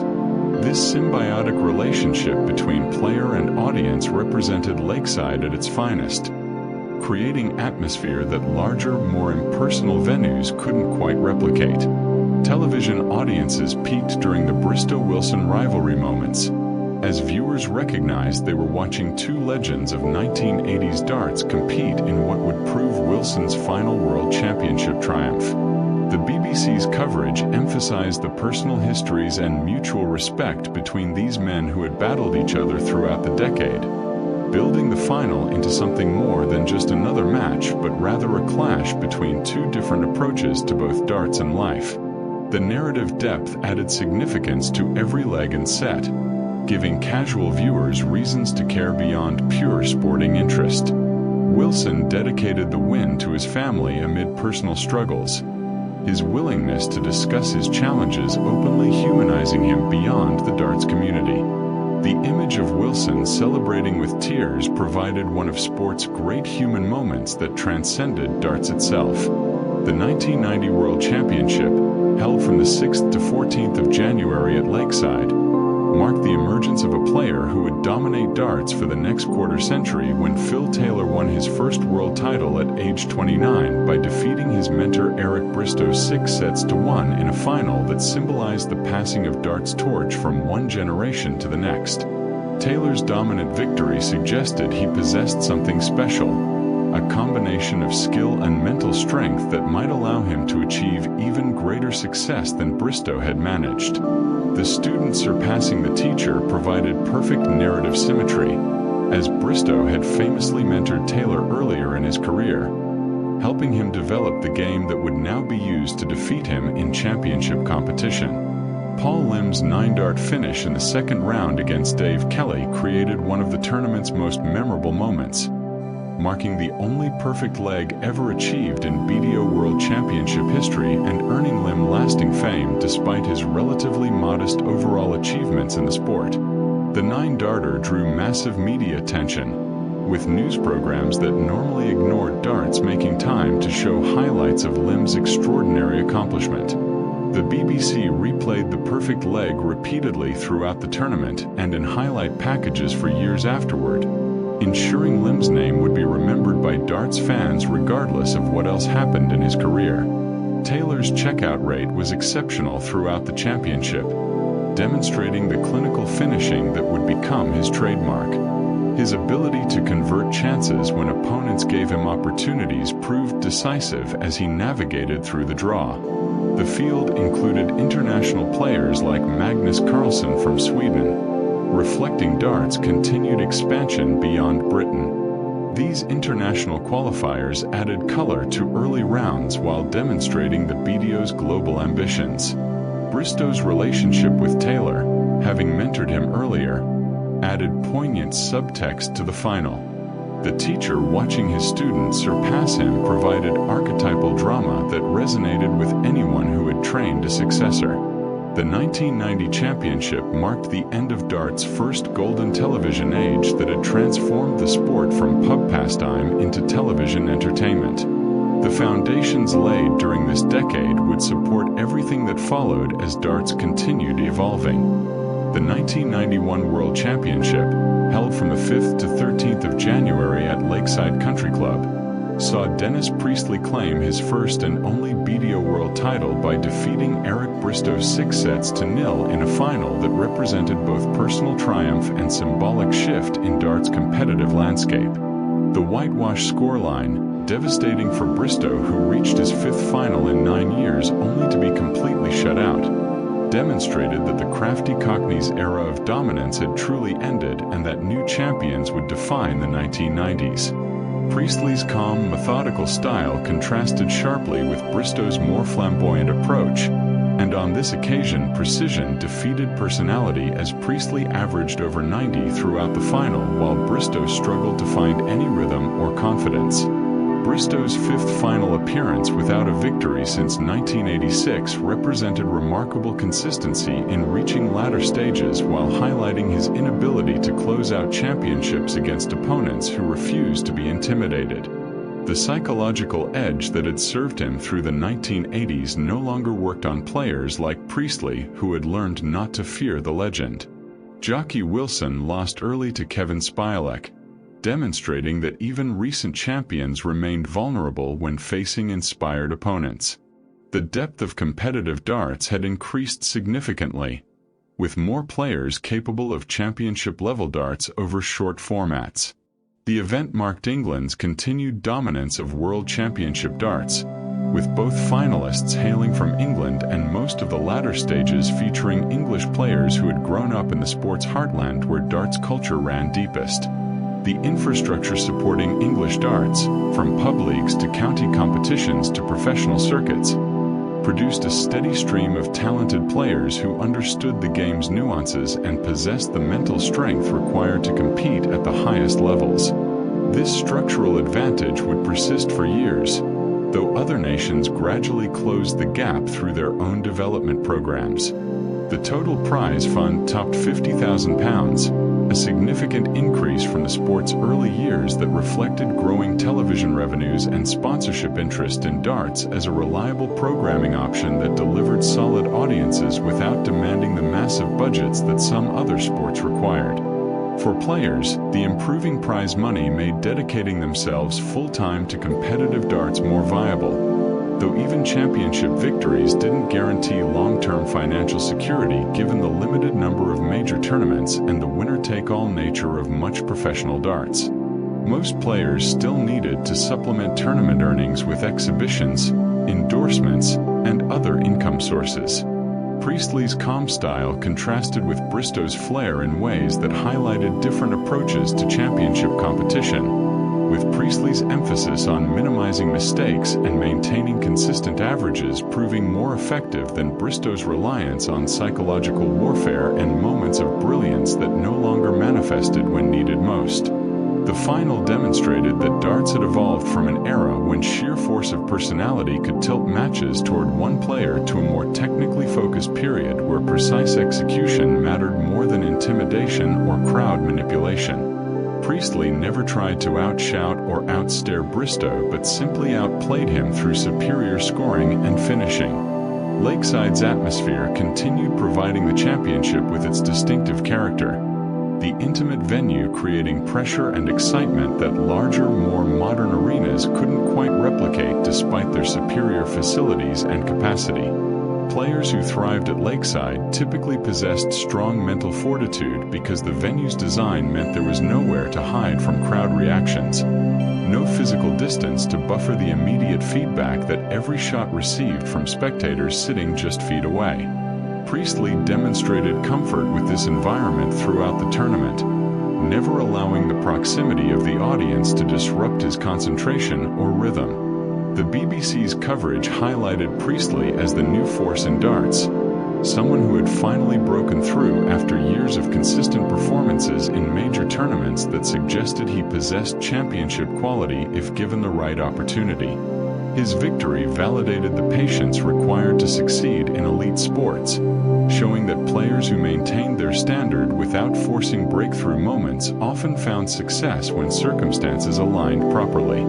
The narrative of the steady professional finally getting his moment appealed to viewers who appreciated stories of persistence rewarded over natural talent achieving instant success. The championship's format and structure remained stable, with the 32-player field and knockout format providing the right balance between giving enough players opportunities to compete while ensuring only the truly elite reached the latter stages where championship pressure peaked. This stability allowed players to prepare with certainty about what challenges they would face, while fans could anticipate the tournament's rhythm and schedule their viewing accordingly. The familiarity bred appreciation rather than contempt, with audiences enjoying the annual return to Lakeside and the reliable delivery of compelling darts across 2 weeks each January. Dennis Priestley's title run demonstrated that the BDO Championship remained open to new winners willing to work hard enough and maintain form long enough to navigate through a challenging draw against elite opponents. The openness kept the sport vibrant by preventing stagnation and giving hope to talented players who might have despaired of ever breaking through if titles simply rotated among an established elite who refused entry to newcomers. Every tournament carried the possibility of discovering a new champion, and 1991 proved that possibility remained real rather than merely theoretical. The 1992 World Championship, held from the 4th to 12th of January at Lakeside, saw Phil Taylor defend his title successfully by defeating Mike McDonald 6-0 in a final that demonstrated Taylor's growing dominance and suggested he might become the force in 1990s darts that Bristow had been in the 1980s. McDonald, a qualifier who reached his only World Championship final through a combination of solid play and fortunate draws, found himself completely overmatched against Taylor's precision and power, unable to establish any rhythm or belief that an upset might be possible. The whitewash scoreline reflected Taylor's superiority but perhaps understated how hard McDonald had worked to reach the final and earn his moment on dart's biggest stage. Taylor beat Dennis Priestley in the semifinals, demonstrating that he had learned from previous defeats. The semi-final represented a clash between the sport's emerging force and its most recent champion, with Taylor's victory suggesting the hierarchy was becoming clear. No major upsets disrupted the tournament until McDonald's unexpected run to the final, with most seeds advancing according to form. The balance between honoring merit and allowing possibility for upsets remained delicate, with the format generally favoring quality while leaving room for occasional surprise outcomes. The final's one-sided nature showcased Taylor's precision, his checkout percentage approaching levels that seemed almost inhuman. When Taylor had opportunities to finish legs, he converted them with ruthless efficiency that wore down opponents psychologically. The BBC highlighted Taylor as the new force in darts, drawing comparisons to Bristow's dominance while noting Taylor's game possessed even more consistency. Taylor, still relatively young at 31, seemed positioned to accumulate championships across the coming decade.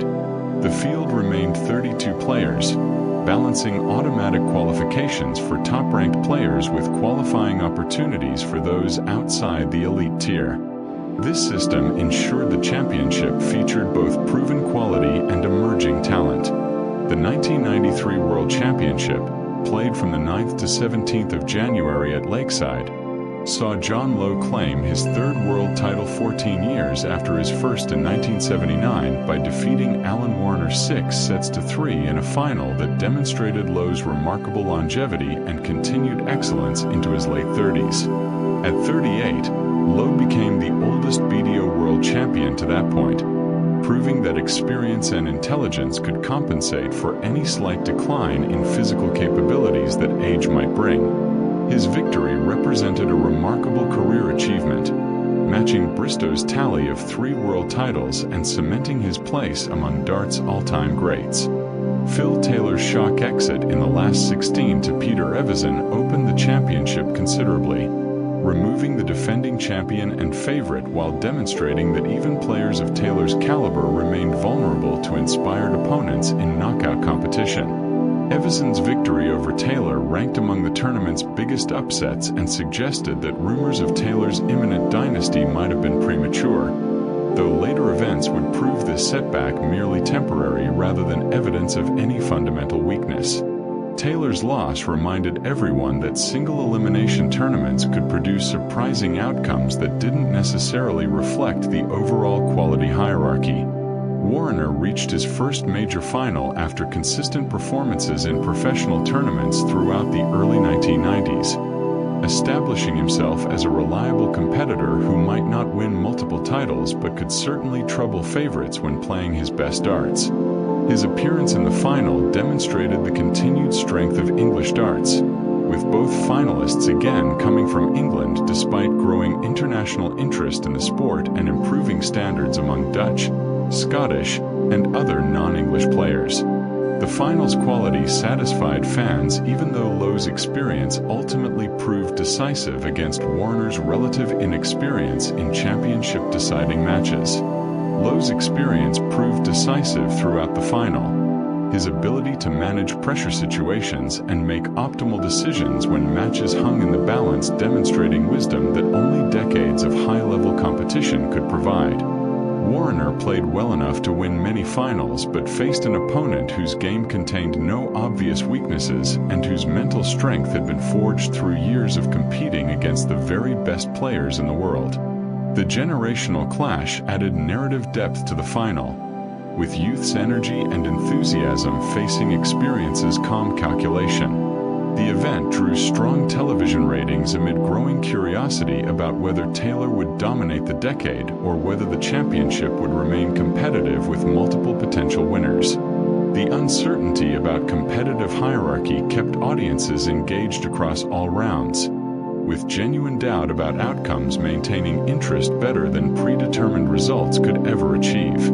The BBC's continued commitment to comprehensive coverage ensured that fans had ample opportunity to follow the tournament regardless of their schedules, with highlights and live sessions providing multiple entry points for viewing. International entries grew slightly compared to previous years, reflecting the BDO's ongoing efforts to expand dart's global footprint and develop competitive scenes in countries beyond the traditional strongholds. These international qualifiers typically exited early but gained valuable experience competing at the World Championship and could return to their home countries with enhanced credibility and knowledge to share with developing players. The globalization of darts proceeded gradually rather than suddenly, with each year bringing incremental progress toward a truly international competitive landscape. The 1994 World Championship, held from the 8th to 16th of January at Lakeside, produced one of the most dramatic finals in darts history when Raymond van Barneveld of the Netherlands defeated Phil Taylor 6-6 in a match that went to a sudden death leg, marking the first time the championship final had required such a tiebreaker. Van Barneveld's victory made him the first non-UK world champion in BDO history, breaking the monopoly that British players had held since the tournament's inception in 1978 and signaling that darts had genuinely become an international sport rather than remaining primarily a British pursuit. The Dutch player won on his World Championship debut, a remarkable achievement that suggested extraordinary composure and talent beyond his years and experience. The final went to a tiebreak set for the first time in BDO Championship history, with both players locked at 6 sets apiece after battling through a tension-filled match where momentum shifted repeatedly and neither could establish the comfortable lead that would allow them to coast to victory. The sudden death format, where a single leg would determine the world champion, created almost unbearable pressure for both players and produced edge-of-seat viewing for audiences who recognized they were watching something special unfold. Taylor, the favorite and defending champion, missed crucial doubles late in the deciding leg that would have given him the title, allowing Van Barneveld opportunities he converted with nerveless finishing. Taylor was heavily favored entering the final, his form throughout the tournament suggesting he would successfully defend his title and continue building the dynasty that many observers expected him to construct through the 1990s. His loss represented a shocking upset that reminded everyone of darts' inherent unpredictability, where a few missed doubles in crucial moments could transform expected triumph into devastating defeat. The miss that cost Taylor the championship would haunt him temporarily, though he would eventually overcome this setback to dominate darts in ways that made this defeat seem like a minor blip in a remarkable career. Van Barneveld's victory sparked a Dutch darts boom, inspiring countless youngsters in the Netherlands to take up the sport seriously and dream of following Barney's path from unknown qualifier to world champion. The impact on Dutch darts culture would prove transformative, with the sport's popularity exploding in the Netherlands over subsequent years and producing multiple world-class players who would compete at the highest levels for decades to come. Barney became an instant national hero in Holland, his achievement transcending darts to become a broader sporting story about Dutch excellence on the international stage and proving that small nations could produce world champions in skill-based sports where physical size mattered less than precision and mental strength. The lakeside crowd gave Barney a huge ovation despite him defeating the English favorite, demonstrating the sporting respect that darts fans traditionally showed to all competitors regardless of nationality or circumstance. The atmosphere inside the venue during the final leg reached extraordinary levels of tension and excitement, with the audience recognizing they were witnessing history being made regardless of which player ultimately prevailed. The ovation for Van Barneveld after his victory showed that darts fans appreciated exceptional achievement even when it came at the expense of their preferred player, celebrating sporting excellence above nationalistic preferences. The BBC called it one of the greatest finals in the championship's history, with commentators struggling to contain their own excitement during the climactic moments when the title hung in the balance. The drama of the sudden death leg, combined with the historic nature of the first non-British champion, created perfect television that would be replayed countless times in highlight packages and remembered as a defining moment in BDO Championship history. The broadcast attracted strong ratings that validated the BBC's continued investment in darts coverage and demonstrated the sport's enduring appeal to British audiences. The tournament marked a pivotal moment in darts history, demonstrating that the sport had truly internationalized and that British dominance could no longer be assumed or taken for granted. Van Barneveld's victory opened doors for other non-British players who had previously felt the championship remained tilted toward UK competitors through some combination of home advantage, greater experience, and deeper talent pools.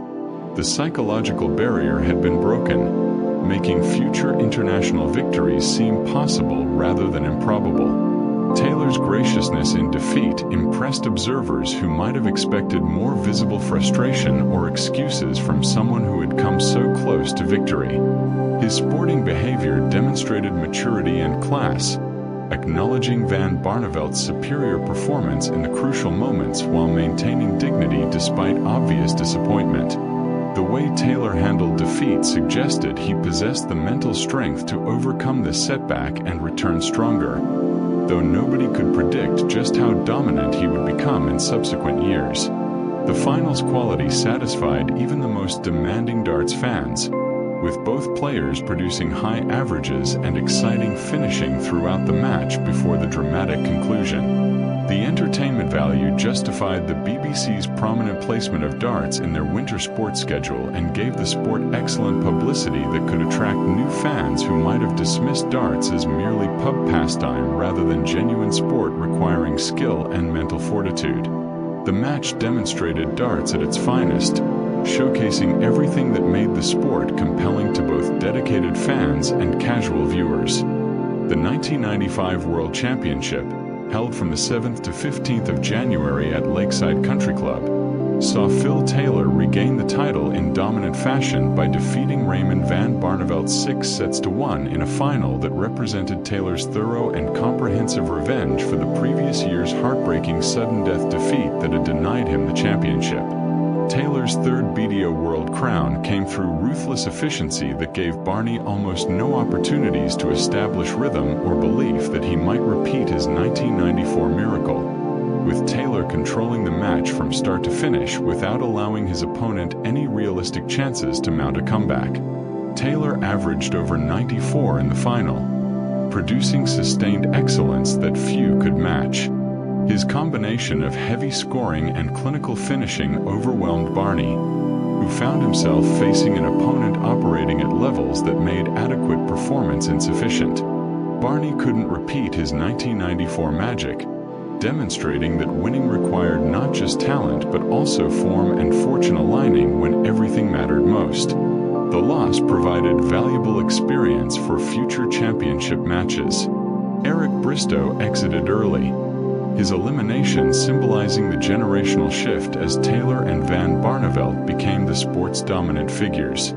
Dennis Priestley reached the quarterfinals, showing he remained competitive even if no longer capable of winning another championship. The prize money hit £60,000 total, reflecting continued sponsorship growth. Taylor's winner's check provided financial security while cementing his status as darts' premier player.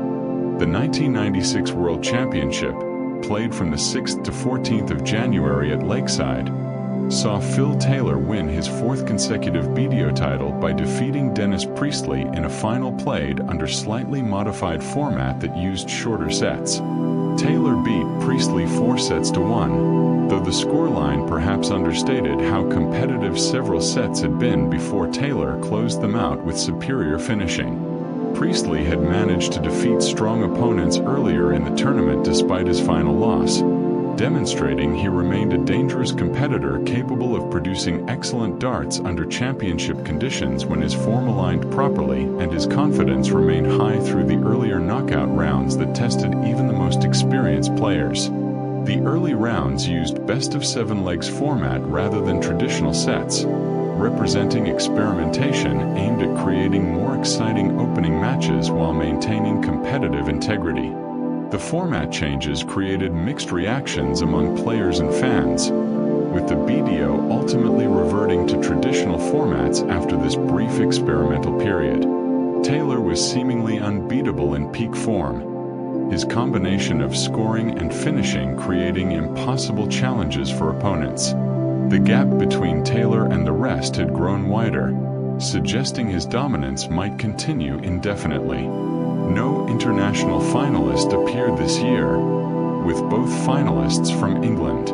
The competitive gap between traditional strongholds and emerging nations remained substantial despite growing international participation. The BBC ratings remained solid, demonstrating that darts maintained its appeal to core audiences serving as reliable winter programming. Taylor's dominance created some predictability that might have dampened excitement slightly, though his excellence remained impressive enough to keep dedicated fans thoroughly engaged and returning each January. The 1997 World Championship, held from the 4th to 12th of January at Lakeside, saw Phil Taylor claim his 5th consecutive BDO title by defeating Peter Evans 6-3 in a final that represented Taylor's complete dominance of the decade to that point.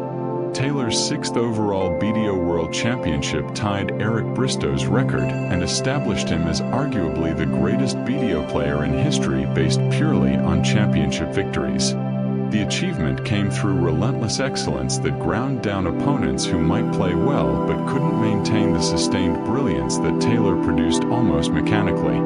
Evison had upset John Lowe in the quarterfinals, demonstrating that even darts legends remained vulnerable to inspired opponents when form aligned properly and showing that the unpredictability of knockout tournaments could still produce surprising results. Barney lost early to qualifier Martin Marshall in surprising defeat that showed even recent champions could stumble in opening rounds against motivated underdogs playing the matches of their lives with nothing to lose and everything to gain. Taylor dominated the 1990s BDO era completely, winning 5 consecutive championships from 1995 through 1997 and establishing dominance that previous champions like Bristow had approached but never quite matched in terms of sustained and relentless excellence across multiple years. His run through the decade created widespread discussions about whether anyone could ever realistically challenge him or whether he would simply continue accumulating titles until eventual retirement ended his career.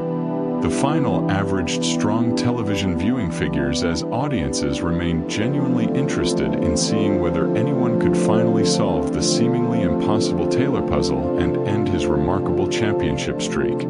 The championship field saw more PDC defections looming on the horizon, as the professional split that had begun years earlier continued steadily attracting top players with promises of significantly better prize money, more professional organization, and expanded tournament schedules that offered more earning opportunities.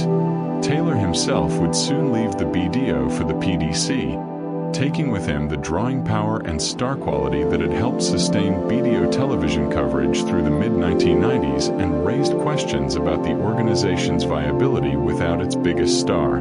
The 1998 World Championship, held from the 3rd to 11th of January at Lakeside, witnessed Raymond van Barneveld claim his 2nd BDO title by defeating Ronnie Baxter 6-5 in a thriller that went down to the wire and demonstrated that the post-split BDO remained capable of producing dramatic finals despite losing Phil Taylor and other top players to the PDC. Barney's victory ended Taylor's streak of 5 consecutive BDO championships and proved that talented players remained in the BDO who could compete at the highest levels even if the organization's overall depth had been thinned by defections to the rival Professional Darts Corporation. Baxter reached his first World Championship final after beating Priestley, establishing himself as a genuine contender. Known as the Silver Arrow, Baxter brought charisma and talent while demonstrating that new stars could emerge to replace those who had departed for the PDC. Phil Taylor lost in the last 16 to Co-Stomp in a shocking upset that opened the championship considerably. Taylor's early exit meant he couldn't extend his streak, though his impending PDC move meant this would be his final BDO appearance regardless. The split between BDO and PDC was now official, with the two organizations running separate championships and competing for coverage, sponsorship, and player loyalty. The division thinned top BDO talent as stars chose the PDC's superior prize funds, leaving questions about whether the BDO could maintain its status as genuine world championship. The BBC emphasized the post-split rivalry narrative while presenting the BDO championship as maintaining its prestige despite departures. The narrative of competing world championships created confusion among casual fans who struggled to understand why darts needed two separate organizations. Barney collected £26,000 as winner, a figure that reflected the BDO's determined efforts to maintain competitive prize funds despite losing significant television revenue and crucial sponsorship opportunities to the rival PDC organization. The prize money, while substantial for many players and representing a meaningful payday, paled in direct comparison to what the PDC offered its champions through their expanding tournament schedule and superior commercial arrangements. This created ongoing pressure on the BDO to justify why top players should remain loyal to the organization that had originally nurtured and developed them rather than pursuing greater financial rewards and professional opportunities elsewhere in the increasingly lucrative PDC circuit. The 1999 World Championship, played from the 2nd to 10th of January at Lakeside, saw Raymond van Barneveld defend his title successfully by defeating co-Stomp 6-3 in the first all-Dutch final in BDO history. Barney became the first player to successfully defend the BDO title since Phil Taylor had managed consecutive victories in the mid-1990s, demonstrating consistency and excellence that established him as the premier player remaining in the BDO after Taylor's departure to the PDC. The achievement validated Barney's decision to remain with the BDO rather than following Taylor and others to the rival organization. Stomp, who had upset Taylor the previous year, qualified for the championship and rode that momentum all the way to the final, showing that the BDO's qualifying system could produce genuine contenders rather than merely making up numbers in early rounds. His unexpected run demonstrated that competitive opportunities existed within the BDO for players willing to work hard and seize chances when form aligned properly. The all-Dutch final created enormous interest in the Netherlands, where darts had exploded in popularity following Van Barneveld's breakthrough victory in 1994. No British players reached the semi-finals for the first time in championship history, a remarkable statistic that demonstrated how dramatically the competitive landscape had shifted as Dutch players like Van Barneveld and Stomp reached the peak of their powers. The absence of British players from the latter stages raised questions about English darts' health and whether the traditional stronghold had lost its competitive edge or simply suffered from unfortunate draws and poor form across its top players. The result shocked observers accustomed to seeing British dominance throughout the championship's history. The field included more continental European players than ever before, reflecting the BDO's ongoing efforts to internationalize darts and develop competitive scenes beyond the British Isles. The increasing European presence suggested that darts was becoming genuinely global rather than remaining primarily a British sport with international pretensions. The shift in competitive balance created new dynamics and rivalries that freshened the championship's narrative after years of British dominance.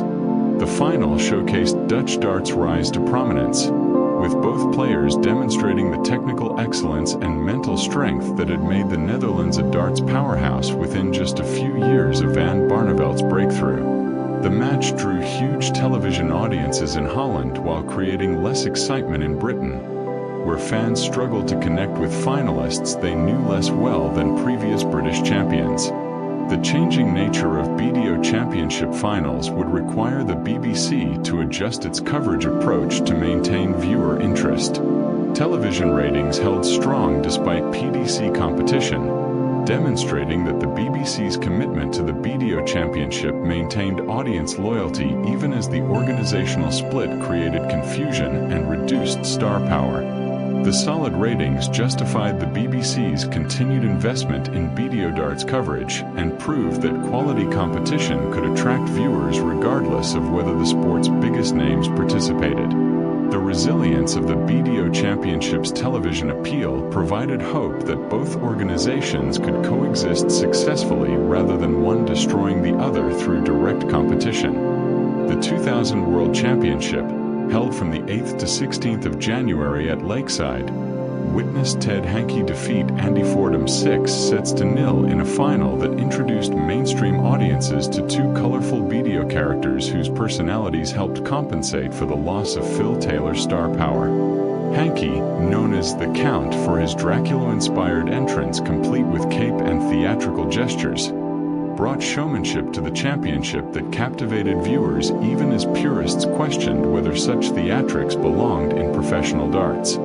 His dominant whitewash victory established him as a genuine force within the BDO despite his relatively late arrival on the championship stage. Fordham, nicknamed the Viking, famously ate a pasty backstage before the final in a moment that became darts folklore. His appearance in the final sparked discussions about fitness, while his personality made him a fan favorite. The final showcased pure BDO characters who had emerged after the split. Van Barneveld lost in the quarterfinals to Hankey in a significant upset that demonstrated even the defending champion remained vulnerable. Hankey's victory provided the confidence boost that carried him through the tournament. Hankey's cape-wearing entrance became memorable television that helped define the post-split BDO era. His theatrical presentation brought entertainment value that compensated for reduced technical quality compared to the PDC. Hankey collected £30,000 for his victory, representing the BDO's efforts to maintain competitive prize funds despite financial pressures from operating without Taylor and competing against the PDC. The 2001 World Championship, played from the 6th to 14th of January at Lakeside, saw John Walton emerge as an unlikely champion by defeating Ted Hankey 6-2 in a final that represented one of darts' great underdog stories. Walton, nicknamed Little John, and hailing from Stoke-on-Trent, became the first qualifier to win the BDO World Championship since Keith Deller's miracle victory in 1983. His steady, unspectacular play defeated Hankey's defending championship, demonstrating that consistency and composure could triumph over flashier opponents when pressure peaked. Walton's pub league roots became legendary, with coverage emphasizing his working-class background and journey to glory. The story resonated with audiences who appreciated seeing ordinary people achieve extraordinary success. His victory proved the BDO path remained open to qualifiers. Hankey defended but faded late as Walton's accuracy wore him down. The defending champion couldn't match Walton's consistency, unable to establish rhythm. The result demonstrated that defending required maintaining peak form across consecutive years. No Dutch players reached the latter stages, marking a temporary shift from recent Dutch dominance. The competitive balance continued shifting as different players and nations cycled through periods of dominance. The BBC highlighted Walton's working-class story extensively. Recognizing such narratives helped maintain viewer interest despite lacking PDC star power. The coverage emphasized darts' accessibility and democratic nature. The championship marked a shift toward surprise BDO champions after years of more predictable results, suggesting that competitive parity had increased as the talent pool adjusted to post-split realities. Walton's victory gave hope to qualifiers and lower-ranked players that opportunities existed for those willing to seize moments when form aligned properly and confidence remained high through crucial matches. The 2002 World Championship, held from the 5th to 13th of January at Lakeside, produced another surprise result when Tony David of Australia defeated Mervyn King 6-0 in the final to become the first non-European BDO World Champion. David, known as the Arrow, dominated from the quarterfinals onward with consistent excellence that gave opponents no opportunities to establish competitive matches. His breakthrough as the first champion from outside Europe demonstrated darts' genuine globalization and the BDO's success in developing competitive scenes beyond traditional strongholds. King reached his first major final after consistent performances throughout the tournament, establishing himself as a genuine contender even though he couldn't match David's form in the championship match. His steady play throughout earlier rounds suggested he would challenge for more titles in coming years. The all-new final featuring two players without previous championship wins created uncertainty and excitement that contrasted with finals featuring established stars. John Walton lost early, demonstrating the difficulty of defending championships and the vulnerability even recent winners faced when returning to Lakeside. Ted Hankey reached the quarterfinals before exiting, showing he remained competitive even if unable to reclaim the form that had brought him the title in 2000. The tournament's unpredictability kept audiences engaged as upset results prevented any assumptions about which players would advance. David's journey from Australia to Lakeside captured imaginations and made headlines beyond dart's usual media coverage, with his unexpected triumph creating human interest stories that introduced the sport to new audiences. The novelty of an Australian world champion boosted global interest in BDO darts and demonstrated that the organization's international development efforts were producing tangible results in creating genuine worldwide competition. The winner's prize hit £32,000, reflecting modest growth in BDO prize funds despite ongoing financial challenges from competing against the wealthier PDC organization. The money represented meaningful rewards for players who had dedicated themselves to the BDO circuit, while acknowledging the economic realities of being the smaller organization in divided darts. The 2003 World Championship, held from the 4th to 12th of January, saw Raymond van Barneveld defeat Andy Fordham 6-3, marking Barney's fourth BDO title and re-establishing him as the organization's premier player after a period where various winners had created uncertainty about competitive hierarchy. The victory demonstrated that consistent excellence over years mattered more than single breakthrough moments, with Barney's ability to maintain championship-level darts across nearly a decade setting him apart from players who peaked briefly before fading.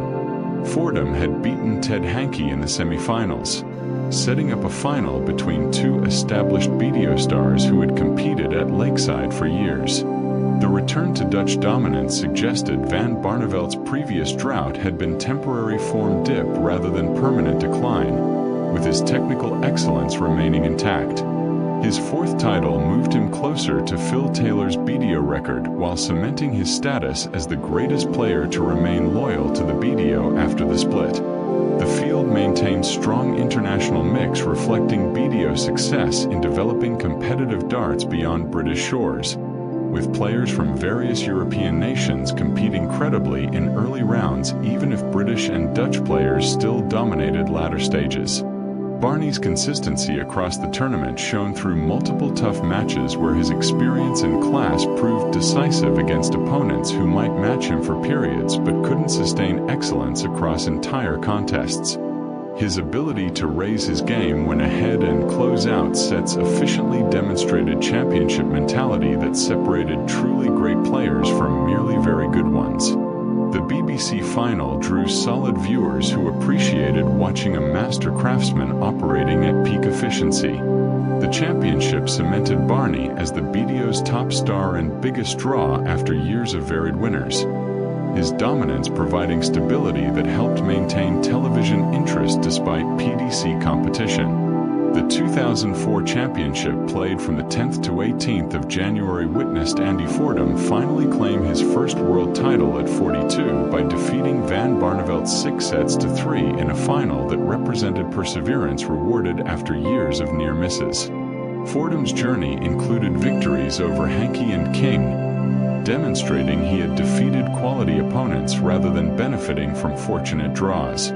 The Viking celebrated his belated breakthrough with warmth and humility that endeared him to fans who had supported him through previous disappointments, his working-class authenticity making him one of dart's most beloved characters regardless of trophy collection. Health issues would later sideline Fordham significantly, making this victory precious as his only major title before medical problems curtailed his career. The poignancy of his triumph being followed by health struggles that prevented defending the championship added bittersweet notes to what should have been purely joyous achievement. The Lakeside crowd roared enthusiastically for the Viking throughout the tournament, demonstrating the special connection between venue and players that made the BDO Championship unique despite lacking PDC production values. Fordham's win ended Barney's hopes temporarily while maintaining competitive uncertainty that kept audiences engaged. The prize fund grew to £75,000 total, reflecting modest but steady increases that the BDO managed despite financial challenges from operating as the smaller organization in divided darts. The money represented meaningful rewards even if still trailing PDC purses significantly. The 2005 championship held from the 8th to 16th of January saw Van Barneveld reclaim the title by defeating Martin Adams 6-2, giving Barney his 5th BDO crown, matching Eric Bristow's total from the 1980s. Adams, a 3-time champion himself, reached his 2nd final but couldn't match Barney's superior finishing when the match hung in the balance. Fordham lost in quarterfinals as health concerns began affecting performances, even if not yet publicly acknowledged. His early exit opened the draw and created opportunities for other contenders, including Adams and Van Barneveld, to reach the final weekend. Dutch mastery continued with Barney's 5th title, cementing the Netherlands' position as genuine darts powerhouse that had developed multiple world-class players within a generation. The Dutch success story demonstrated that focused national development programs could produce results even in sports where one nation had historically dominated completely. Adams' steady play throughout the tournament nearly produced an upset before Barney's championship experience proved decisive in the closing stages. His presence in another final showing remarkable consistency even if he couldn't secure a 4th title to move closer to Barney's and Bristow's totals.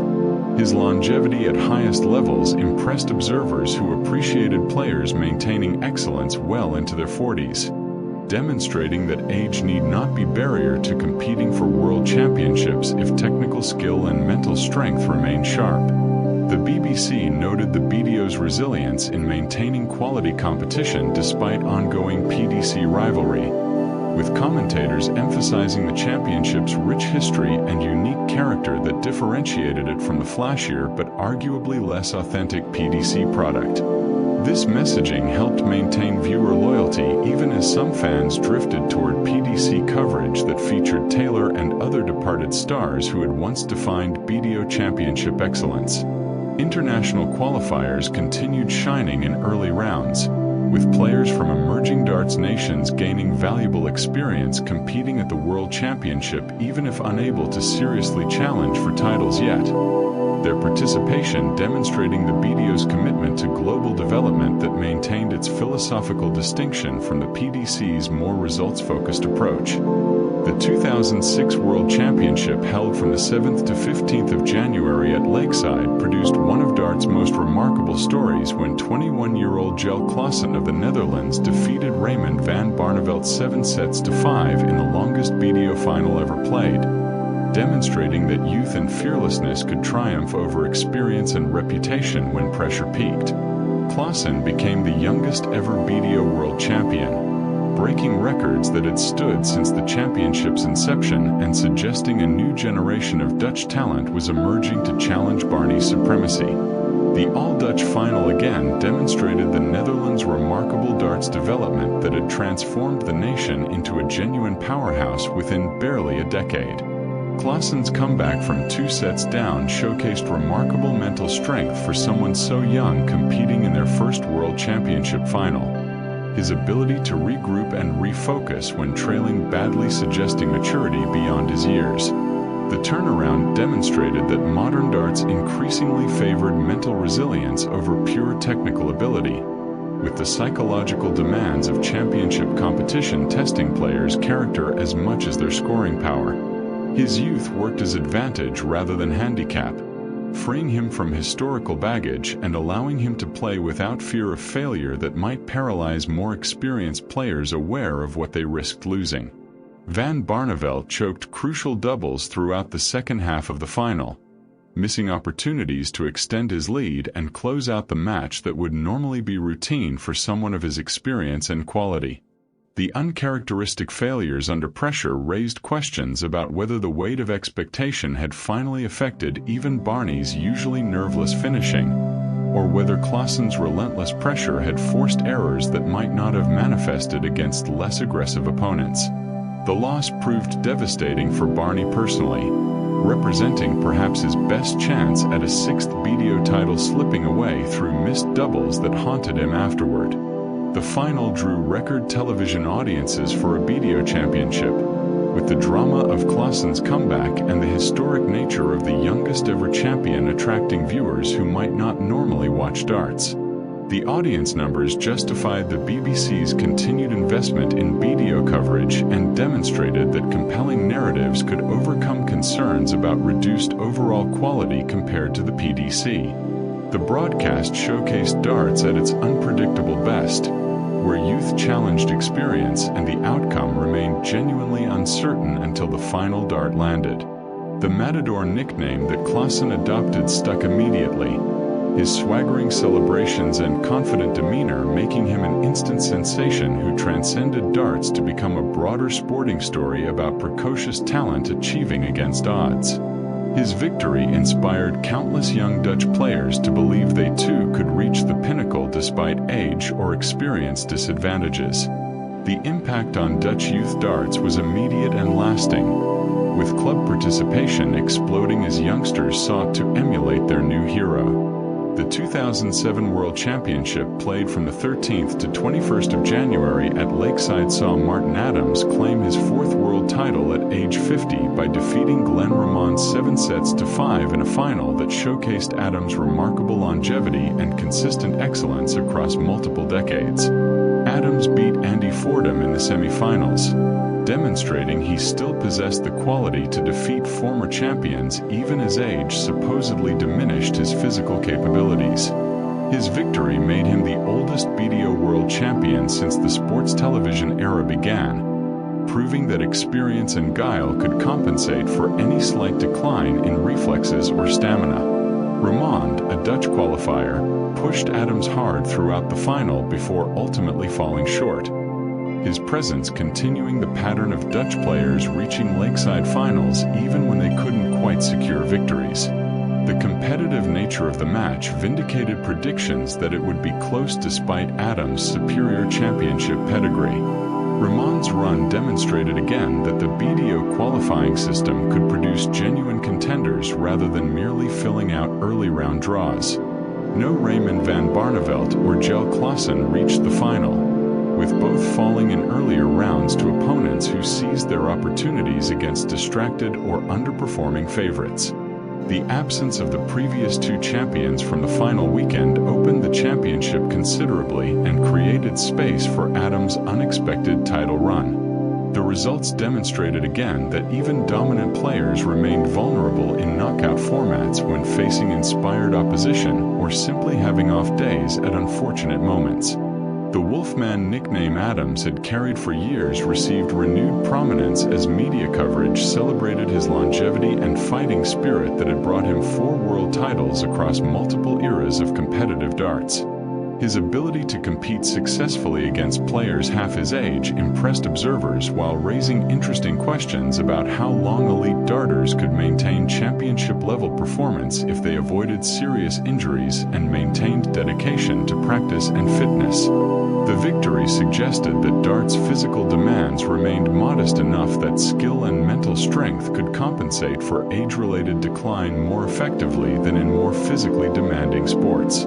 Solid BBC ratings amid PDC growth demonstrated that both organizations could coexist successfully, with each serving slightly different audiences and offering distinct viewing experiences that weren't necessarily in direct competition despite organizational rivalry. The BDO's emphasis on character and tradition versus the PDC's focus on prize money and professionalism created complementary rather than directly competing products. This realization reduced existential anxiety about whether the BDO could survive long-term and suggested that darts had sufficient audience to support 2 world championships without either being diminished fatally. The inaugural PDC World Championship, held from the 6th to 15th of January 1994 at the Circus Tavern in Purfleet, marked a watershed moment in darts history as 16 top players who had split from the BDO competed for a new world title that challenged the legitimacy and supremacy of the established championship. Dennis Priestley defeated Phil Taylor 6-1 in the final to become the first PDC World Champion, having also won the 1991 BDO title and thus becoming the first player to hold both organizations' world championships. The 28-player field represented the cream of professional darts willing to risk their BDO standings for the promise of better prize money and more professional organization that the PDC founders had pitched. Taylor's debut final appearance signaled his arrival despite the loss, his rout demonstrating quality that would make him dominant. The defeat represented learning experience, giving insights into PDC pressure he would apply successfully in subsequent years. His willingness to join the breakaway organization showed confidence and belief the PDC represented dart's professional future. Sky Sports coverage contrasted with BBC's BDO coverage, bringing commercial energy and modern production values. The split between terrestrial BBC and subscription Sky created access issues that divided audiences along economic lines. This fracturing created confusion among casual fans while hardcore followers watched both championships. The winner's prize of £16,000 from $55,000 total represented significant money, though not dramatically superior to BDO offerings. The PDC's promise of expanding prize funds remained aspirational at this stage, though subsequent years would validate the optimism. The Circus Tavern venue in Purfleet provided an intimate setting that matched the BDO's lakeside atmosphere while creating the PDC's own distinctive identity separate from its organizational parent. The 400-capacity venue forced spectators close to the action, creating intense pressure and electric atmospheres when matches reached crucial moments. Though modest compared to later PDC venues, the Circus Tavern served its purpose perfectly for an upstart organization finding its feet. The championship marked the birth of professional darts commercial era, with the PDC explicitly positioning itself as a business venture rather than governing body, prioritizing player earnings and commercial growth over amateur participation and grassroots development. This philosophical divide between PDC and BDO would define their relationship for decades, with each organization claiming superior legitimacy through different metrics and values. The split fundamentally altered competitive darts by creating parallel hierarchies and forcing players to choose organizational allegiance. The 1995 PDC World Championship, held from the 29th of December 1994 through the 1st of January 1995 at the Circus Tavern, saw Phil Taylor claim his first PDC title by defeating Rod Harrington 6-2 in a final that suggested Taylor's 1994 defeat had been aberration rather than indication of limitations. Taylor's victory at 34 demonstrated his learning capacity and ability to adjust his game to meet PDC championship demands. Dennis Priestley lost in the quarterfinals to Harrington, unable to defend his inaugural title and beginning a pattern of one-year wonders in PDC championship history. The field expanded to 32 players, reflecting the PDC's growth and success in attracting talent from the BDO ranks as more players concluded that superior earning potential outweighed loyalty to the organization that had nurtured them. The expanding field demonstrated that the PDC's business model was working and that the organization would survive beyond its uncertain early years when failure seemed possible if not probable. Each defection from the BDO to the PDC strengthened the former while weakening the latter in a zero-sum competition for finite elite talent.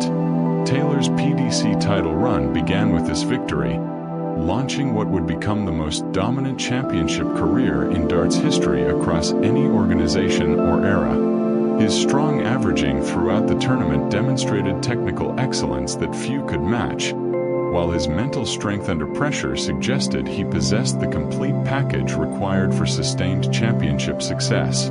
The combination of skill and psychology that Taylor displayed would define PDC darts for the next 2 decades. Sky coverage boosted the PDC's television profile significantly, with the broadcaster's commitment to comprehensive live coverage and highlights packages giving the organization visibility that exceeded what most startup sports leagues achieved. The production values brought polish and professionalism that distinguished PDC broadcasts from the BDO's more traditional approach, appealing to audiences who preferred modern sports presentation. Sky's financial investment in PDC darts broadcasting rights provided crucial revenue that funded prize money increases and operational expenses during the organization's vulnerable early years. The prize fund increased to £75,000 total, demonstrating the PDC's ability to deliver on promises of rapidly growing prize money that would reward players who had risked their careers joining the breakaway organization. The increases validated the gamble that Taylor, Priestley, and others had taken in defecting from the BDO despite uncertain prospects. The growing purses attracted additional players from the BDO ranks, creating a virtuous cycle where more talent increased commercial value, which funded higher prizes which attracted more talent. Harrington's final appearance showcased the emerging depth within PDC ranks, with multiple players capable of challenging for titles even if Taylor seemed likely to dominate given his superior form and mental strength. The competitive balance remained healthy despite one player's obvious superiority, preventing the championship from becoming predictable procession while maintaining sufficient uncertainty to keep audiences engaged across all rounds rather than only tuning in for finals. The 1996 PDC World Championship, held from the 29th of December 1995 through the 7th of January 1996 at the Circus Tavern, saw Phil Taylor defend successfully by defeating Dennis Priestley 6-4 in a final that represented revenge for Priestley's 1994 inaugural victory and demonstrated Taylor's improving consistency at converting dominant regular season form into championship success. Taylor's second consecutive PDC title suggested he had begun assembling the dynasty that many observers predicted given his obvious superiority over most opponents in technical ability and mental strength. Priestley avenged his 1994 final defeat to reach the rematch but found Taylor had improved significantly since their first championship meeting. Taylor hit an early 9-dart finish in the quarterfinals against Harrington, demonstrating perfect execution under pressure that would become his trademark. The perfect leg showcased Taylor's scoring power and composure when attempting history. The 9-darter provided highlight material that Sky replayed endlessly, helping build Taylor's legend. The tight sets highlighted rivalry between two top players who brought out excellent performances through competitive pressure. Priestley played well enough to win many finals but faced an opponent operating at levels that made excellent darts insufficient. The Circus Tavern crowd remained intimate and rowdy, creating distinctive PDC atmosphere that differed from Lakeside's traditional feel. The venue's modest capacity meant tickets remained accessible while demand grew as Taylor's dominance attracted new fans.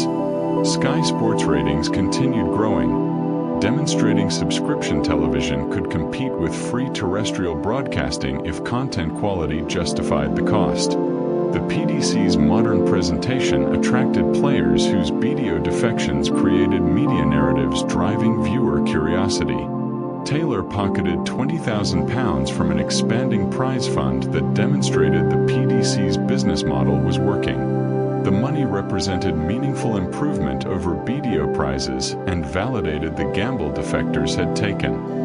The 1997 PDC World Championship, held from the 29th of December 1996 through the 5th of January 1997 at the Circus Tavern, saw Phil Taylor claim his third consecutive PDC title by defeating Dennis Priestley 6-3 in yet another final between these dominant rivals who had contested 3 of the PDC's first 4 championship finals. Taylor's growing supremacy was becoming increasingly obvious as he won more comfortably each year, suggesting that whatever gap had existed between him and other elite players was widening rather than narrowing as competitors struggled to match his relentless improvement.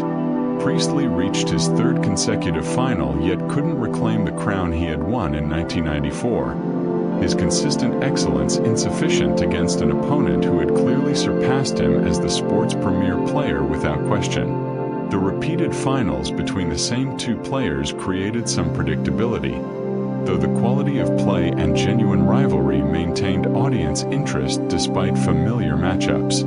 The field now included PDC founders like Harrington and Jenkins alongside newer recruits from the BDO ranks who had concluded that the PDC represented dart's professional future and that remaining with the BDO meant accepting inferior earning potential for careers that might not last forever.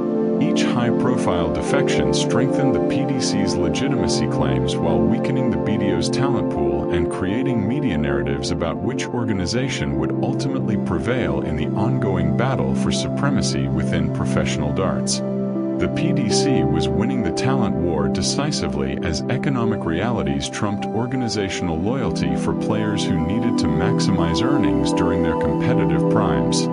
Taylor's dominance seemed clear, with high 90-plus averages becoming routine rather than exceptional performances that drew special notice. His consistent heavy scoring creating relentless pressure that wore down opponents physically and psychologically across long matches that tested stamina and concentration. His finishing percentage remained extraordinary, converting opportunities that other players might miss and denying opponents chances to mount comebacks that might have succeeded against less clinical finishers who couldn't match his accuracy under pressure. The event solidified the PDC as genuine rival to the BDO rather than temporary upstart that might collapse under financial or organizational pressures that plagued many startup sports ventures, with each successful championship reinforcing the breakaway's long-term viability and attracting further player defections and crucial commercial support from sponsors seeking access to growing audiences. The total prize fund reached £90,000, representing steady growth that vindicated the aggressive business model and demonstrated that commercial sports management could succeed in darts despite the sport's traditional working-class origins and long-standing amateur traditions. Taylor collected £25,000 as champion, money that exceeded what any BDO champion received and fully justified his controversial departure from the organization that had originally nurtured his talents and provided his pathway into professional competition. Sky pioneered dart's walk-on music tradition that gave players personality-defining entrance songs that became inseparable from their public images, with Taylor's "The Power" by Snap becoming as famous as the player himself. The theatrical elements that Sky introduced transformed PDC events into entertainment spectacles that transcended pure sport, attracting casual viewers who might not care deeply about darts but enjoyed the show. This entertainment-forward approach distinguished PDC from BDO philosophically and commercially, with each organization pursuing different visions of what professional darts should become. The 1998 PDC World Championship, held from the 29th of December 1997 through the 4th of January 1998 at the Circus Tavern, saw Phil Taylor claim his fourth consecutive PDC title by defeating Rod Harrington 6-1 in a final that showcased Taylor operating at levels that seemed almost superhuman in their consistency and precision. Harrington reached his second PDC final, his first since 1995, demonstrating that he remained among the elite tier of players even if unable to match Taylor when both competed at their peaks. The dominant scoreline reflected Taylor's overwhelming superiority on this occasion, with Harrington given almost no opportunities to establish competitive momentum or belief that an upset might be possible. Taylor hit his highest PDC final average to date at 103.98, producing sustained excellence that few could match. The average represented remarkable consistency across all darting aspects, including finishing. His performance set new standards for championship-level darts. Priestley exited early, unable to recapture the form that had brought him the 1994 title and suggesting his best years might be behind him. His early exit symbolized the generational shift occurring within PDC ranks as founding players aged. The PDC field had professionalized significantly with formal ranking systems determining seeding and qualification, creating career incentives encouraging full-time dedication. This professionalization attracted ambitious players willing to sacrifice job security for tournament earnings potential. The Circus Tavern continued serving as the PDC's iconic venue despite modest capacity, with intimate atmosphere creating unique pressure distinguishing PDC events from BDO championships. The venue had become synonymous with PDC championship darts. Taylor's winner's prize rose to £30,000 as the PDC continued delivering on promises of growing purses. The money validated gambles taken by defectors from the BDO. The 1999 PDC World Championship played from the 28th of December 1998 through the 3rd of January 1999 at the Circus Tavern saw Phil Taylor claim his 5th consecutive title by defeating Peter Manley 6-1 in a final that introduced one dart Manley to championship audiences and demonstrated that new challengers were emerging even if none yet possessed the complete package required to defeat Taylor consistently.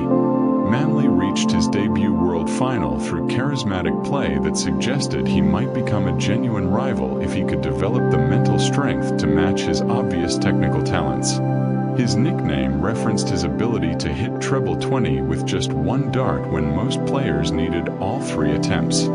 Harrington lost in semifinals while Priestley exited in quarterfinals, demonstrating that the established order beneath Taylor remained competitive with multiple players capable of reaching latter stages. Taylor's power walk-on theme debuted fully, with the song becoming inseparably associated with the player. The theatrical entrance with pounding music transformed Taylor into larger-than-life character who transcended sport. The prize fund hit £100,000 total, representing psychological milestone demonstrating genuine commercial success. The 6-figure fund gave the PDC legitimacy in broader sporting contexts. Manley's charisma hinted at future rivalries if he could solve the Taylor puzzle, his entertainment value making him attractive to broadcasters. His presence suggested Taylor might face genuine competition from multiple players in coming years. The 2000 PDC World Championship held from the 28th of December 1999 through the 4th of January 2000 at the Circus Tavern saw Phil Taylor win his 6th consecutive title by defeating Dennis Priestley 7-3 in a final that marked Priestley's 4th championship final overall and demonstrated his remarkable consistency in reaching latter stages even if he could no longer convert those appearances into titles against an opponent who had clearly surpassed him in every meaningful aspect of competitive darts.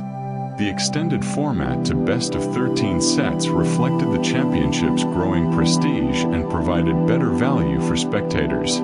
Priestley's 4th final appearance represented impressive longevity given the demands of championship competition, though his inability to defeat Taylor suggested the gap between them had widened. His presence provided familiar rivalry that audiences appreciated.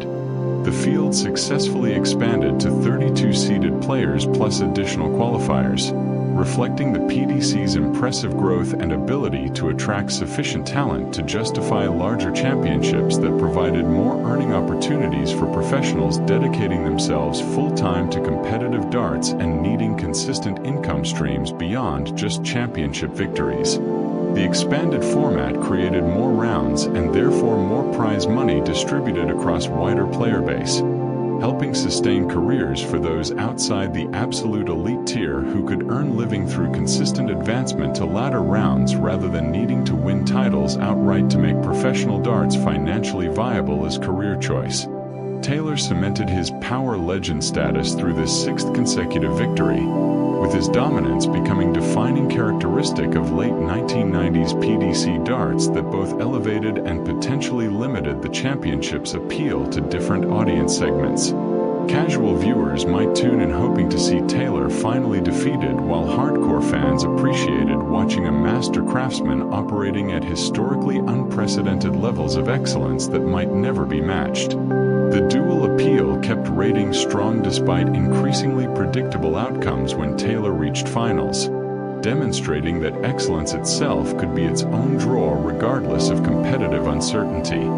The 2001 PDC World Championship, held from the 27th of December 2000 through the 7th of January 2001 at the Circus Tavern, saw Phil Taylor claim his 7th consecutive PDC title by defeating John Part 7-0 in a final that represented Taylor's most dominant championship performance to date, with a whitewash scoreline that gave the Canadian challenger absolutely no opportunities to establish competitive momentum or belief. Part reached his first PDC final through consistent excellence in earlier rounds that suggested he possessed championship quality, even if he couldn't demonstrate it against Taylor operating at peak efficiency. The extended best of 13 sets format allowed the final to showcase Taylor's sustained brilliance across multiple sets rather than concluding too quickly.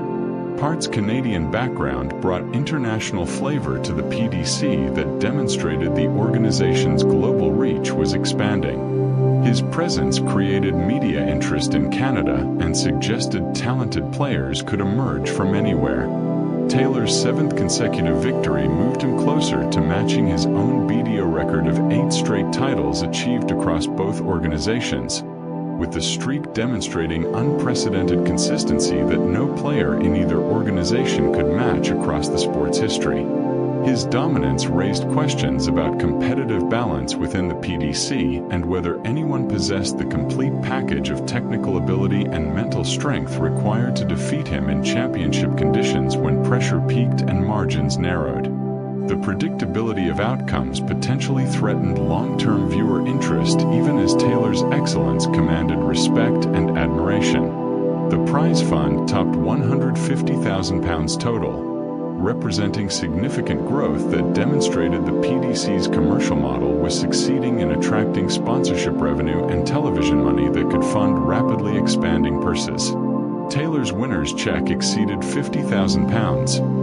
Money that placed professional darts earnings in proximity to other mainstream sports and justified the risks that founding players had taken in defecting from the BDO to join the upstart organization. The economic gap between PDC and BDO continued widening as the former's business success funded exponential prize growth while the latter struggled to maintain competitive purses.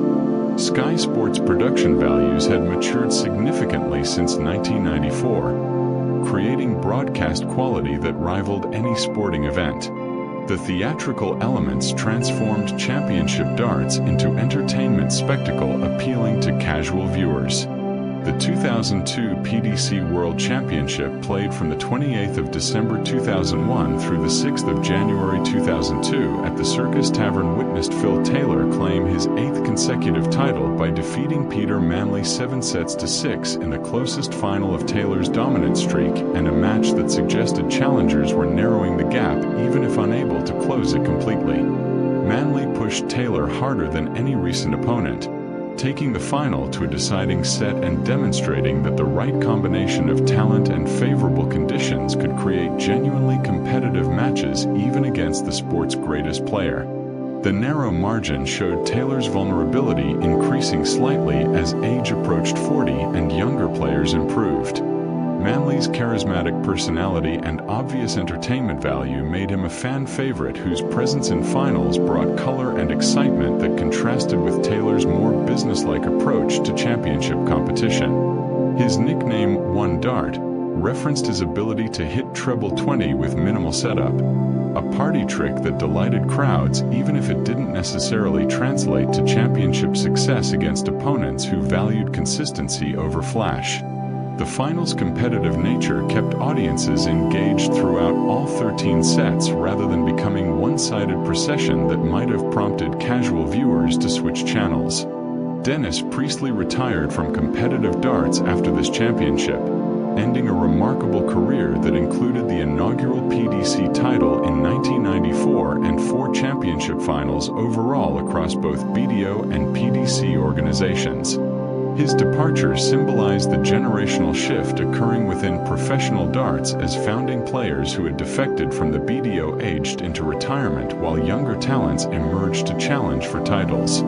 Priestley's legacy included helping establish the PDC's legitimacy through his willingness to risk his career joining the breakaway organization when its future remained uncertain. The field now exceeded 40 players with expanded qualifying systems that provided pathways for ambitious players outside the established elite to earn championship opportunities through regional and national tournaments. This democratization of access helped maintain competitive depth while creating aspirational pathways that encouraged talented players to dedicate themselves full-time to professional darts rather than treating it as a serious hobby around other employment. The expanded structure meant more prize money distributed across wider player base, helping sustain careers for those who couldn't win titles but could advance consistently to latter rounds. Taylor's 8th consecutive victory matched his own BDO record and established a combined championship streak across both organizations that seemed unlikely to ever be surpassed given the improving competitive depth within professional darts. The achievement cemented his status as the greatest player in darting history regardless of organization or era, with his technical excellence and mental fortitude setting standards that future generations would struggle to match. The narrow margin against Manley suggested the streak might end soon, though predictions of Taylor's decline had proven premature repeatedly throughout his career. The 2018 William Hill World Darts Championship arrived at Alexandra Palace with an unusual sense of anticipation, as defending champion Rob Cross prepared to prove his stunning 2017 victory was no fluke. The tournament began on December 14, 2017, and would conclude on January 1, 2018, marking the final time a reigning champion would attempt to defend their title before the format expanded in subsequent years.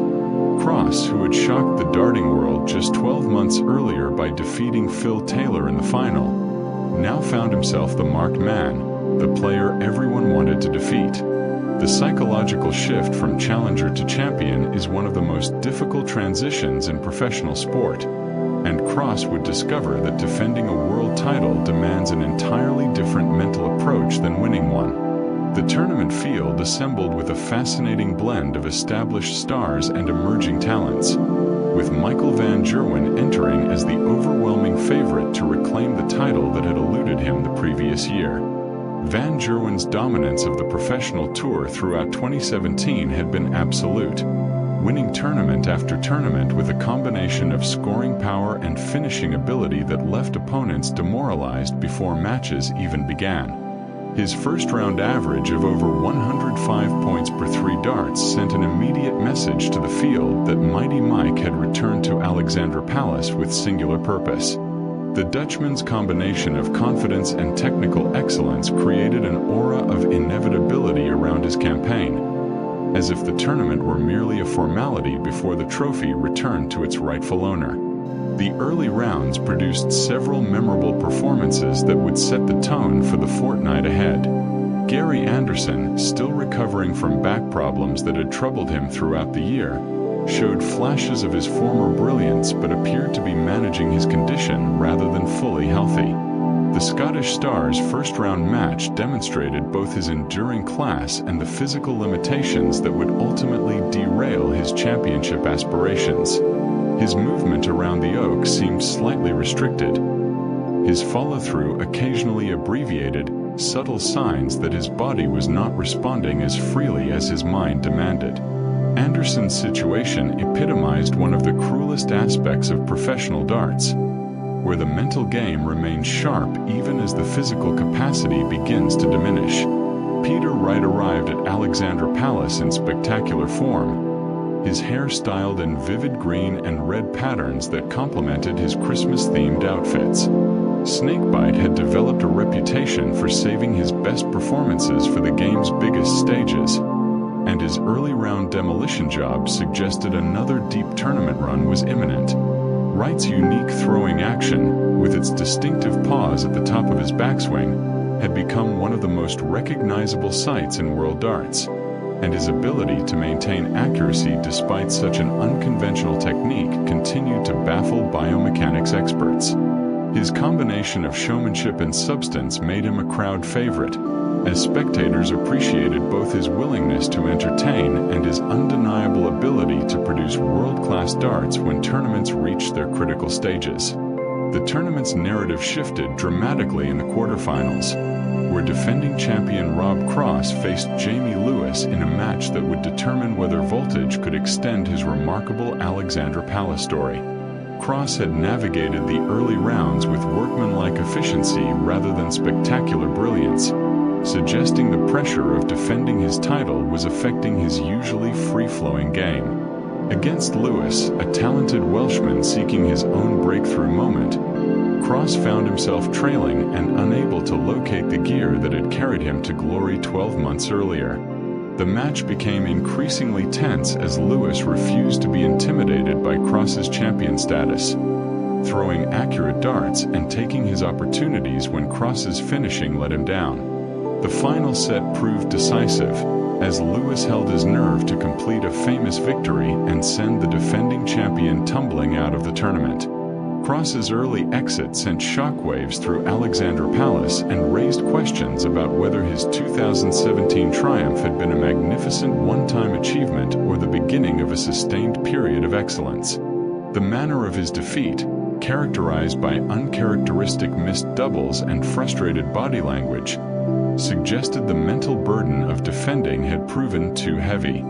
Cross had entered professional darts from the shadows, enjoying the freedom of having nothing to lose and everything to gain. Now, with expectation weighing on his shoulders and opponents raising their game specifically to defeat the world champion, he had discovered that staying at the top might be even harder than reaching it. His gracious acceptance of defeat, however, and his acknowledgement that Lewis had played the better darts, demonstrated the character that had carried him to championship glory in the first place. The semi-finals produced two contrasting encounters that would determine the championship finalists. Michael van Gerwen faced Jamie Lewis in a match that quickly became one-sided, as the Dutchman unleashed the full force of his scoring power to overwhelm the Welshman. Van Gerwen's clinical dismantling of Lewis showcased why he was considered the world's #1 player, his combination of heavy scoring and ruthless finishing leaving his opponent with precious few opportunities to gain a foothold in the contest. The other semi-final featured Peter Wright against Phil Taylor in what everyone knew would be the Power's final appearance on the Alexandra Palace stage. The emotional weight of the occasion seemed to affect both players, with Wright determined to send Taylor into retirement with a defeat, while Taylor himself appeared conflicted between his competitive instincts and the realization that his extraordinary career was entering its final hours. Wright emerged victorious from his semi-final encounter with Taylor, setting up a final against Van Gerwen. The stage was set for Snakebite to claim his first world championship against darting's dominant force. The 2019 William Hill World Darts Championship commenced on December 13, 2018, with Michael van Gerwen arriving at Alexandra Palace as the overwhelming favorite to defend his title and secure his fourth World Championship crown. The Dutchman had dominated the professional tour throughout 2018 with a level of consistency that bordered on monotonous for his opponents, winning tournament after tournament with scoring averages that seemed to rewrite the mathematical possibilities of the sport. Van Gerwen's combination of supreme confidence and technical excellence had created an aura of invincibility around his campaign, as if the two-week tournament were merely an extended coronation ceremony. The question facing the field was not whether anyone could defeat Mighty Mike, but rather whether anyone could even push him to his limits. The tournament field assembled with its usual mix of established stars and hopeful challengers, though few observers gave anyone beyond Van Gerwen, Gary Anderson, and Peter Wright realistic chances of lifting the Sid Waddell Trophy. The trio had effectively formed an elite tier within professional darts, their scoring power and finishing ability setting them apart from even the sport's other top players. Anderson arrived at Alexandra Palace still managing the back problems that had troubled him for 2 years, his movement around the oak less fluid than during his championship-winning campaigns, but his scoring power largely intact. Wright, with his hair styled in elaborate patterns and his outfits growing increasingly flamboyant, represented perhaps the most credible threat to Van Gerwen's dominance, his recent form suggesting another deep tournament run was imminent. The early rounds unfolded with minimal surprises, as the seeded players navigated their opening matches with professional efficiency. Van Gerwen's first-round demolition of his opponent featured a tournament record average that immediately established the standard others would need to match. The Dutchman's scoring was so consistent, his doubles conversion so clinical, that his early matches resembled exhibitions rather than competitive contests. His opponents often found themselves playing excellent darts by normal standards while still being overwhelmed by Van Gerwen's relentless pressure, a demoralizing experience that had become all too familiar for players facing the world number one. The psychological impact of watching Van Gerwen warm up, of hearing the roar of the Alexandra Palace crowd greeting his entrance, often seemed to defeat opponents before the first dart was even thrown. Gary Anderson's progress through the draw showcased both his enduring class and the physical limitations that continued to restrict his movement. The Flying Scotsman produced moments of vintage brilliance interspersed with periods where his discomfort was clearly visible. His follow-through abbreviated and his recovery time between throws slightly extended. Anderson's warrior mentality refused to acknowledge these limitations publicly. His post-match interviews invariably upbeat and optimistic, but close observers could detect the subtle grimaces and adjustments that revealed the true extent of his physical struggles. The situation raised fascinating questions about the aging process in professional darts, where mental acuity and competitive fire can remain strong even as the body begins to impose restrictions on performance. Peter Wright's journey through the early rounds featured his customary blend of spectacular scoring and occasionally erratic finishing, a combination that made him simultaneously thrilling and frustrating to watch. Snakebite's unique throwing action continued to defy conventional wisdom about consistency and repeatability, his pause at the top of his backswing creating additional variables that should theoretically compromise accuracy but somehow didn't affect his ability to group his darts tightly. Wright's willingness to experiment with different dart specifications mid-tournament, changing weights and grip styles between matches, baffled his fellow professionals who typically sought maximum consistency through unchanging equipment.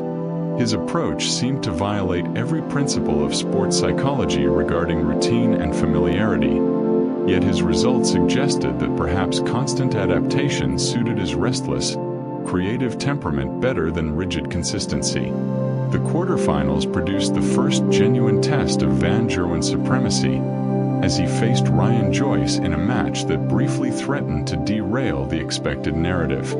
Joyce, a talented young player making his breakthrough on the Alexandra Palace stage, refused to be intimidated by Van Gerwen's reputation or current form. The Englishman matched the world champion for scoring power through the early stages, his own averages hovering around the 100-point mark that represented elite-level performance.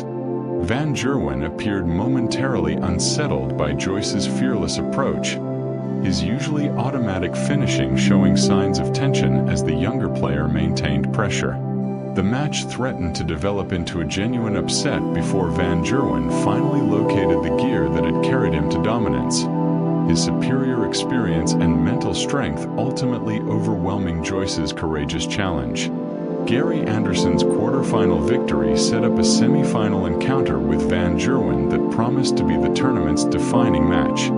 Anderson had battled through physical discomfort to reach the last four, his determination to add a third world title overcoming the limitations his back problems imposed. The Anderson-Van Gerwen rivalry had produced some of the sport's greatest matches in recent years, their contrasting styles and mutual respect creating contests that showcased professional darts at its finest.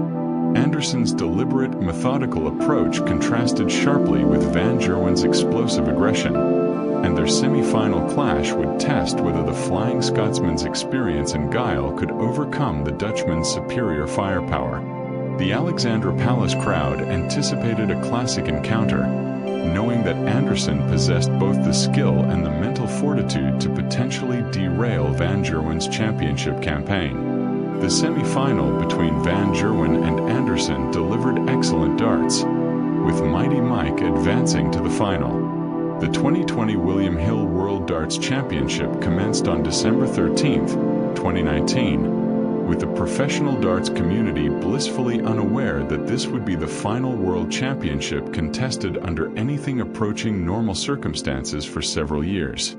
The tournament unfolded at Alexandra Palace with its customary carnival atmosphere, packed crowds roaring their approval for spectacular scoring and dramatic finishes, while beyond the venue's walls the first hints of a global pandemic were beginning to emerge in distant regions of the world. Michael van Gerwen arrived as defending champion and overwhelming favorite for an unprecedented fourth consecutive title, his dominance of the professional tour throughout 2019 having been so complete that many observers questioned whether anyone possessed the game to seriously challenge him. The tournament field assembled with its familiar hierarchy largely intact, though subtle shifts in form and confidence suggested the championship race might be more open than recent years. Peter Wright entered Alexandra Palace in excellent form, his recent tournament victories demonstrating that Snakebite was evolving from a talented but inconsistent performer into a complete player capable of sustaining excellence over extended periods. Wright's flamboyant appearance, with elaborately styled hair and increasingly spectacular outfits, continued to generate headlines and social media attention. But beneath the showmanship lay a fiercely competitive professional who had analyzed his previous shortcomings and implemented systematic improvements.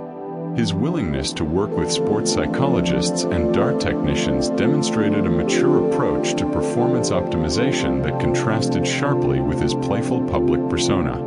Gary Anderson's arrival at the tournament generated concern among his supporters, as the Flying Scotsman's back problems had deteriorated throughout 2019 to the point where his participation seemed uncertain until shortly before the tournament began. Anderson's situation highlighted one of the unique challenges facing aging professional darters, where the repetitive throwing motion could gradually accumulate into chronic injuries that conventional medical interventions struggled to resolve. The Scotsman's determination to compete despite obvious discomfort demonstrated his warrior mentality, though observers wondered whether he was risking long-term damage in pursuit of short-term glory. Anderson's practice sessions revealed a player trying to modify his throwing action to accommodate physical limitations, subtle adjustments that might preserve his body but could potentially compromise the technical consistency that had carried him to 2 World Championship titles. The early rounds produced several memorable performances that suggested the tournament might develop along unexpected lines. Gerwyn Price, the Welsh former rugby player whose aggressive celebrations and confrontational style had made him one of the sport's most polarizing figures, navigated his opening matches with a combination of brilliant scoring and controversial behavior. The Iceman's habit of celebrating aggressively in opponents' sightlines had generated complaints from fellow professionals and occasional boos from sections of the Alexandra Palace crowd, creating an atmosphere of tension around his matches that seemed to fuel rather than inhibit his competitive fire. Price's physical presence and rugby-honed mental toughness gave him qualities that other dart players lacked, his ability to thrive in hostile environments potentially making him dangerous as the tournament progressed into its crucial later stages. Michael van Gerwen's progress through the early rounds appeared characteristically dominant, his scoring averages and finishing percentages maintaining the absurdly high standards he had established throughout his championship reign. Yet close observers detected subtle signs of vulnerability in the world champion's performances, fractional hesitations before crucial doubles and occasional uncharacteristic misses that suggested the psychological pressure of pursuing a 4th consecutive title might be affecting even Mighty Mike's formidable mental strength. Van Gerwen's body language, usually radiating confidence and aggressive intent, occasionally showed frustration when finishes eluded him, a potential weakness that alert opponents might exploit if given opportunity. The weight of expectation, the assumption that Van Gerwen would inevitably triumph, can itself become a burden that even the strongest competitors struggle to carry. Peter Wright's journey through the draw featured a gradual elevation in his performance levels, as Snakebite seemed to grow more comfortable and confident with each passing match. His unique throwing action, with its distinctive pause at the top of his backswing, produced remarkable consistency throughout the tournament. His grouping tight and his finishing clinical. Wright's equipment changes, which had previously been a source of self-sabotage as he sought perfect specifications, had stabilized into a setup that clearly suited his throwing style. His mental approach also appeared transformed. The usually animated celebrations replaced by focused intensity that suggested Wright had found the psychological balance between his natural exuberance and the concentration required for championship-winning performances. The transformation represented years of hard work and self-analysis coming to fruition at precisely the right moment. The quarterfinals produced a dramatic encounter between Van Gerwen and an inspired Darius Labanauskas, the Lithuanian player producing the performance of his career to push the world champion to the absolute limit. Labanauskas, nicknamed Lucky D, combined solid scoring with nerveless finishing to remain competitive throughout a match that Van Gerwen would normally have controlled with ease. The world champion appeared unsettled by his opponent's refusal to be intimidated. Van Gerwen's usually automatic double showing signs of tension as the match reached its climax. Van Gerwen eventually prevailed, but the manner of his victory, characterized by visible relief rather than triumph, suggested his dominance was being genuinely challenged. The stage was set for Wright to claim his breakthrough world championship. The 2021 William Hill World Darts Championship commenced on December 15, 2020, under circumstances that would have been unimaginable just 12 months earlier, as the COVID pandemic forced unprecedented changes to the tournament's traditional format and atmosphere. Alexandra Palace, normally packed with thousands of raucous fans creating an intimidating cauldron of noise, stood eerily quiet with no spectators permitted under government health restrictions. The silence transformed the championship experience completely, eliminating the crowd reactions that had always been integral to the tournament's drama and replacing the usual carnival atmosphere with something closer to a sterile television studio. Players walked to the oak without entrance music, threw their darts in near silence broken only by the thud of tungsten hitting bristle, and celebrated maximums and finishes without the roar of approval that usually energized their performances.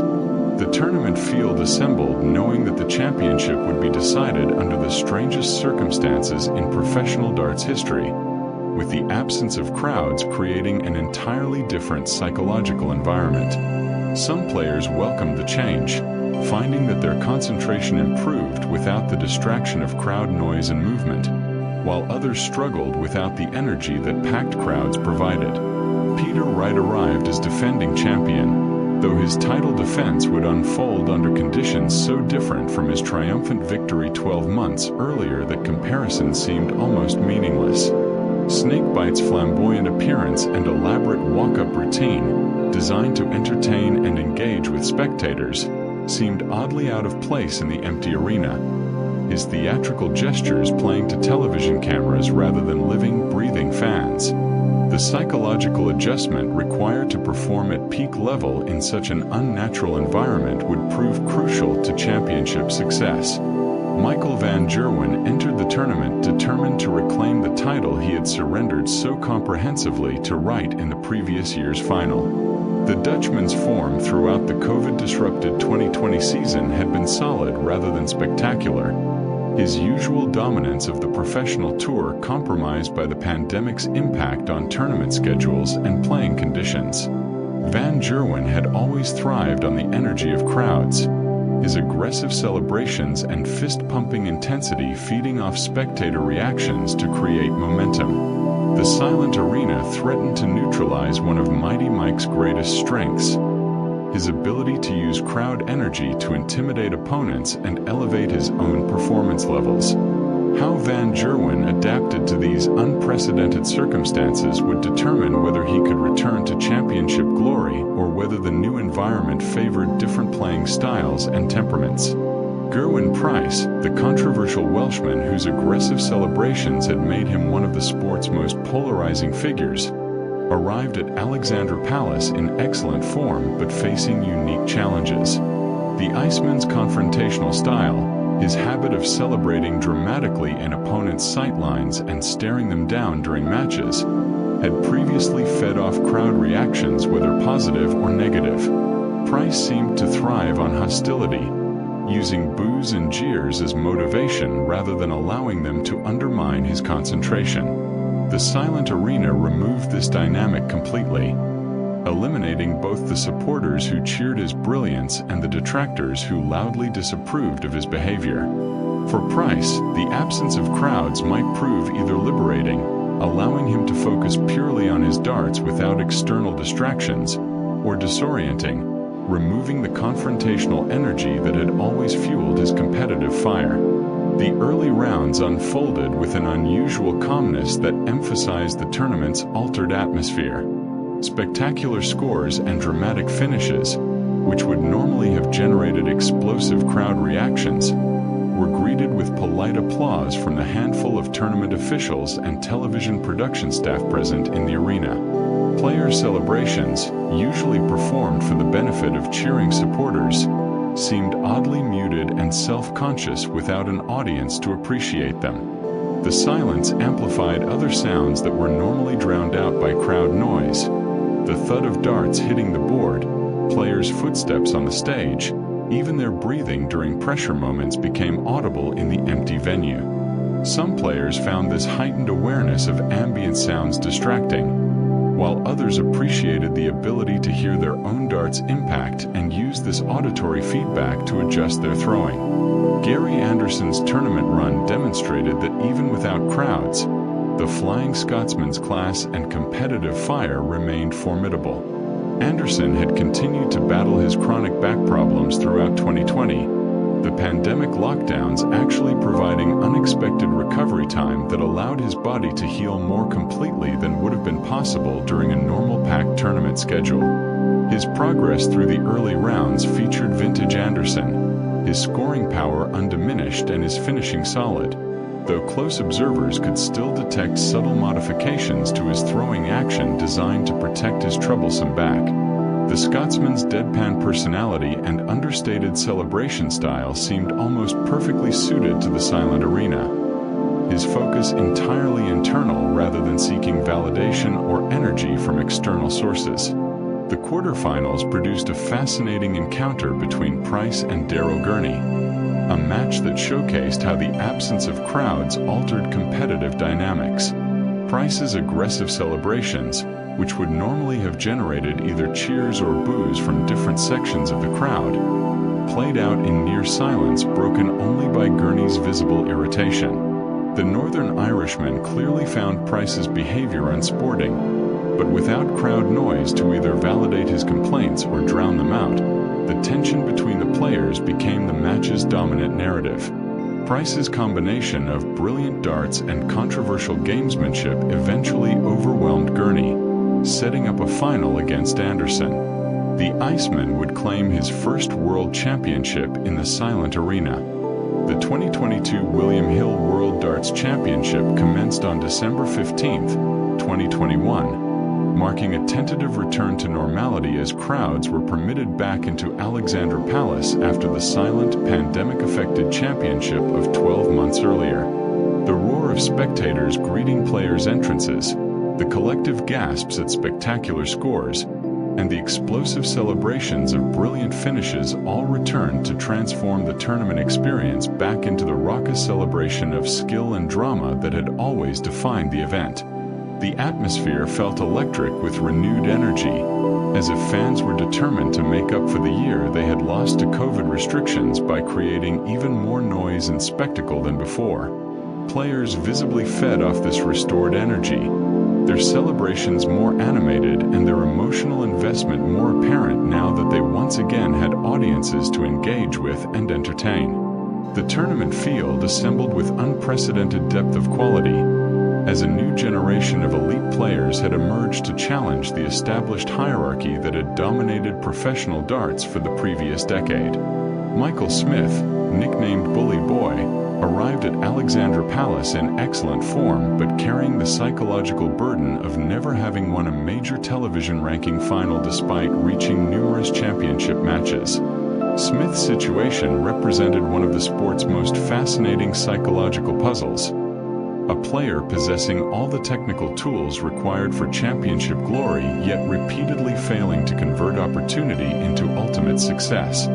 His smooth throwing action produced remarkably consistent scoring. His finishing was generally solid under pressure, but something intangible seemed to prevent Smith from delivering his best darts in the crucial closing stages of major finals. Whether this represented genuine mental fragility or simply statistical inevitability remained hotly debated among darting analysts. Gerwyn Price entered as defending champion, though the Iceman's title defense would unfold under circumstances dramatically different from his silent arena triumph.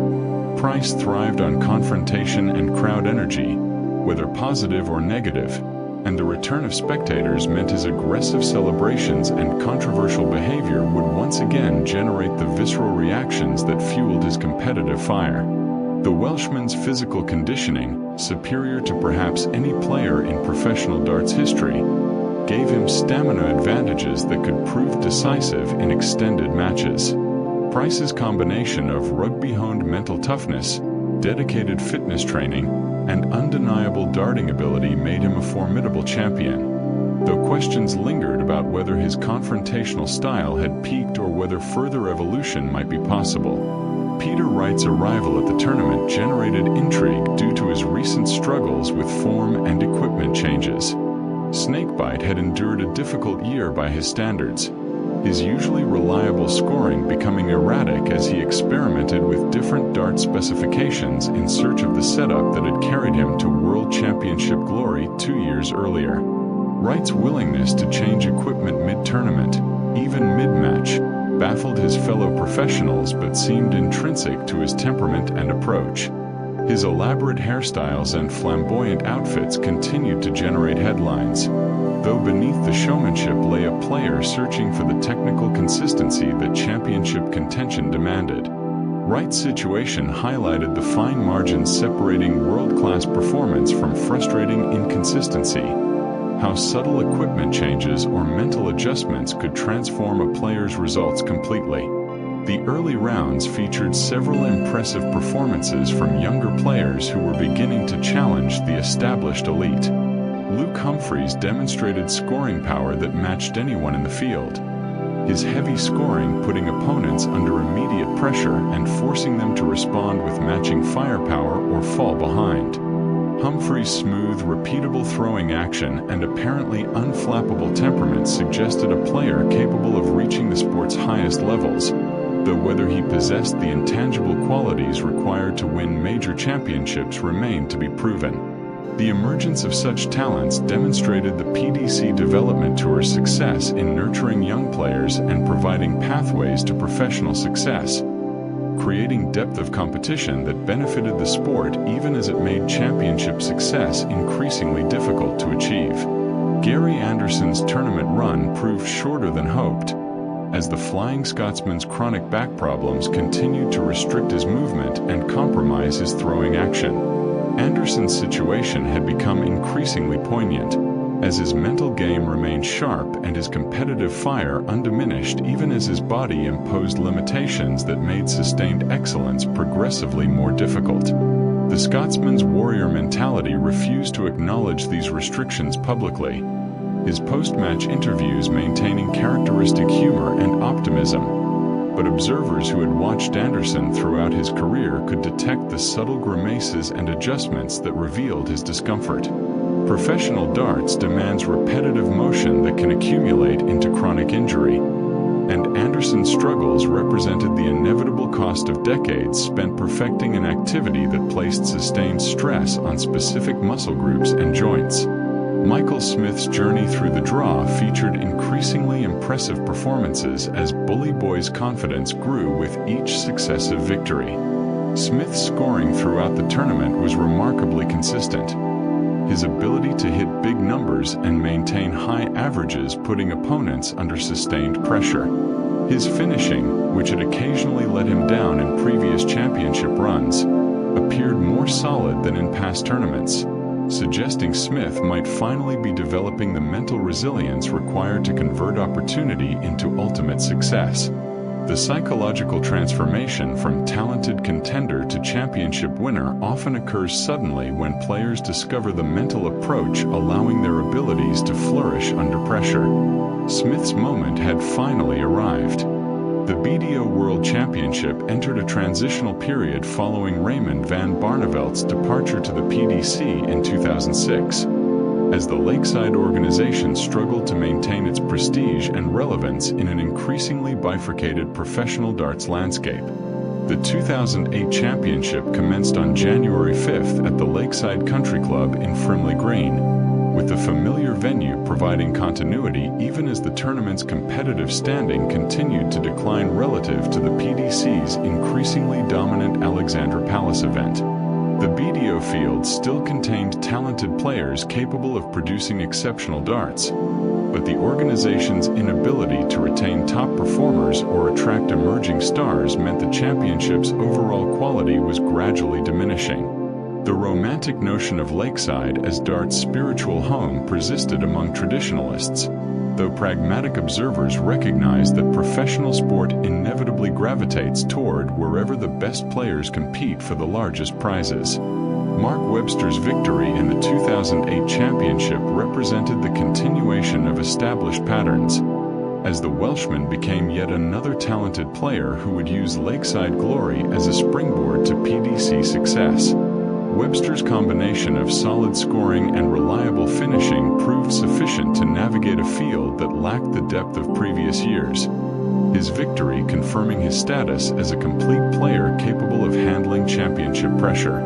Yet Webster's post-championship trajectory followed a now familiar pattern, as he announced his intention to switch to the PDC circuit where superior prize money and more frequent television exposure offered greater financial security. The BDO's inability to retain world champions highlighted fundamental problems with its business model and competitive structure, creating a vicious cycle where success at Lakeside increasingly became a credential for departing the organization rather than remaining its standard bearer. The 2009 championship witnessed the emergence of Ted Hankey as a two-time world champion, as the Count defeated Tony O'Shea in a final that showcased both players' considerable talents while simultaneously highlighting the tournament's declining competitive depth. Hankey's flamboyant entrance routine, complete with cape and theatrical gestures, provided entertainment value that partially compensated for the championship's diminished prestige. His throwing style, characterized by a distinctive pause and a wristy delivery, produced remarkably consistent results despite appearing somewhat unorthodox by modern standards. O'Shea, nicknamed Silverback due to his gray hair and powerful build, had become one of the BDO's most reliable performers, his smooth action and nerveless finishing making him a perennial championship contender. Yet both players recognized that their careers would likely be defined by what they achieved away from Lakeside, as the PDC circuit increasingly dominated professional darts' commercial and competitive landscape. The 2010 championship produced perhaps the BDO's last truly memorable final, as Martin Adams defeated Dave Chisnall in a match featuring sustained excellence from both players. Adams, nicknamed Wolfie after his resemblance to a character from a British sitcom, had become the BDO's most consistent performer, his 3 World Championship victories demonstrating remarkable longevity at the top level. Adams' throwing action was classically smooth, his follow-through full and his release point consistent, technical qualities that produced the reliability required for championship success. His victories, achieved over a span stretching from 2007 to 2010, represented the last sustained period of genuine star quality at the Lakeside, as emerging talents increasingly chose to pursue PDC careers rather than establish themselves on the BDO circuit. Adams' situation epitomized the organization's dilemma. He was clearly a world-class player capable of competing at the highest level, yet his choice to remain with the BDO rather than test himself against the PDC's elite would always leave questions about his true standing in the sport unanswered. Dave Chisnall's runner-up finish in 2010 provided the final example of a talented young player using Lakeside as a stepping stone to PDC success. Chizzy, as he became known, possessed a powerful throwing style and genuine scoring ability that suggested significant potential remained untapped. His decision to switch to the PDC immediately after the 2010 championship followed the now-established pattern of promising players departing the BDO at the earliest opportunity. The organization's inability to create compelling reasons for talented players to remain highlighted fundamental structural problems that no amount of nostalgia or tradition could overcome. Professional athletes naturally gravitate toward environments offering the best combination of competitive challenge and financial reward, and the BDO was increasingly unable to provide either. The 2011 championship witnessed Martin Adams claim his third world title, defeating Dean Winstanley in a final that confirmed Wolfie's status as the BDO's dominant player even as the organization's overall competitive standing continued to decline. Adams' victory, achieved with characteristic composure and technical excellence, demonstrated that genuine talent and championship temperament still existed within the BDO ranks. Yet the tournament's diminished media coverage and reduced commercial interest meant Adams' achievement received far less recognition than it would have garnered a decade earlier.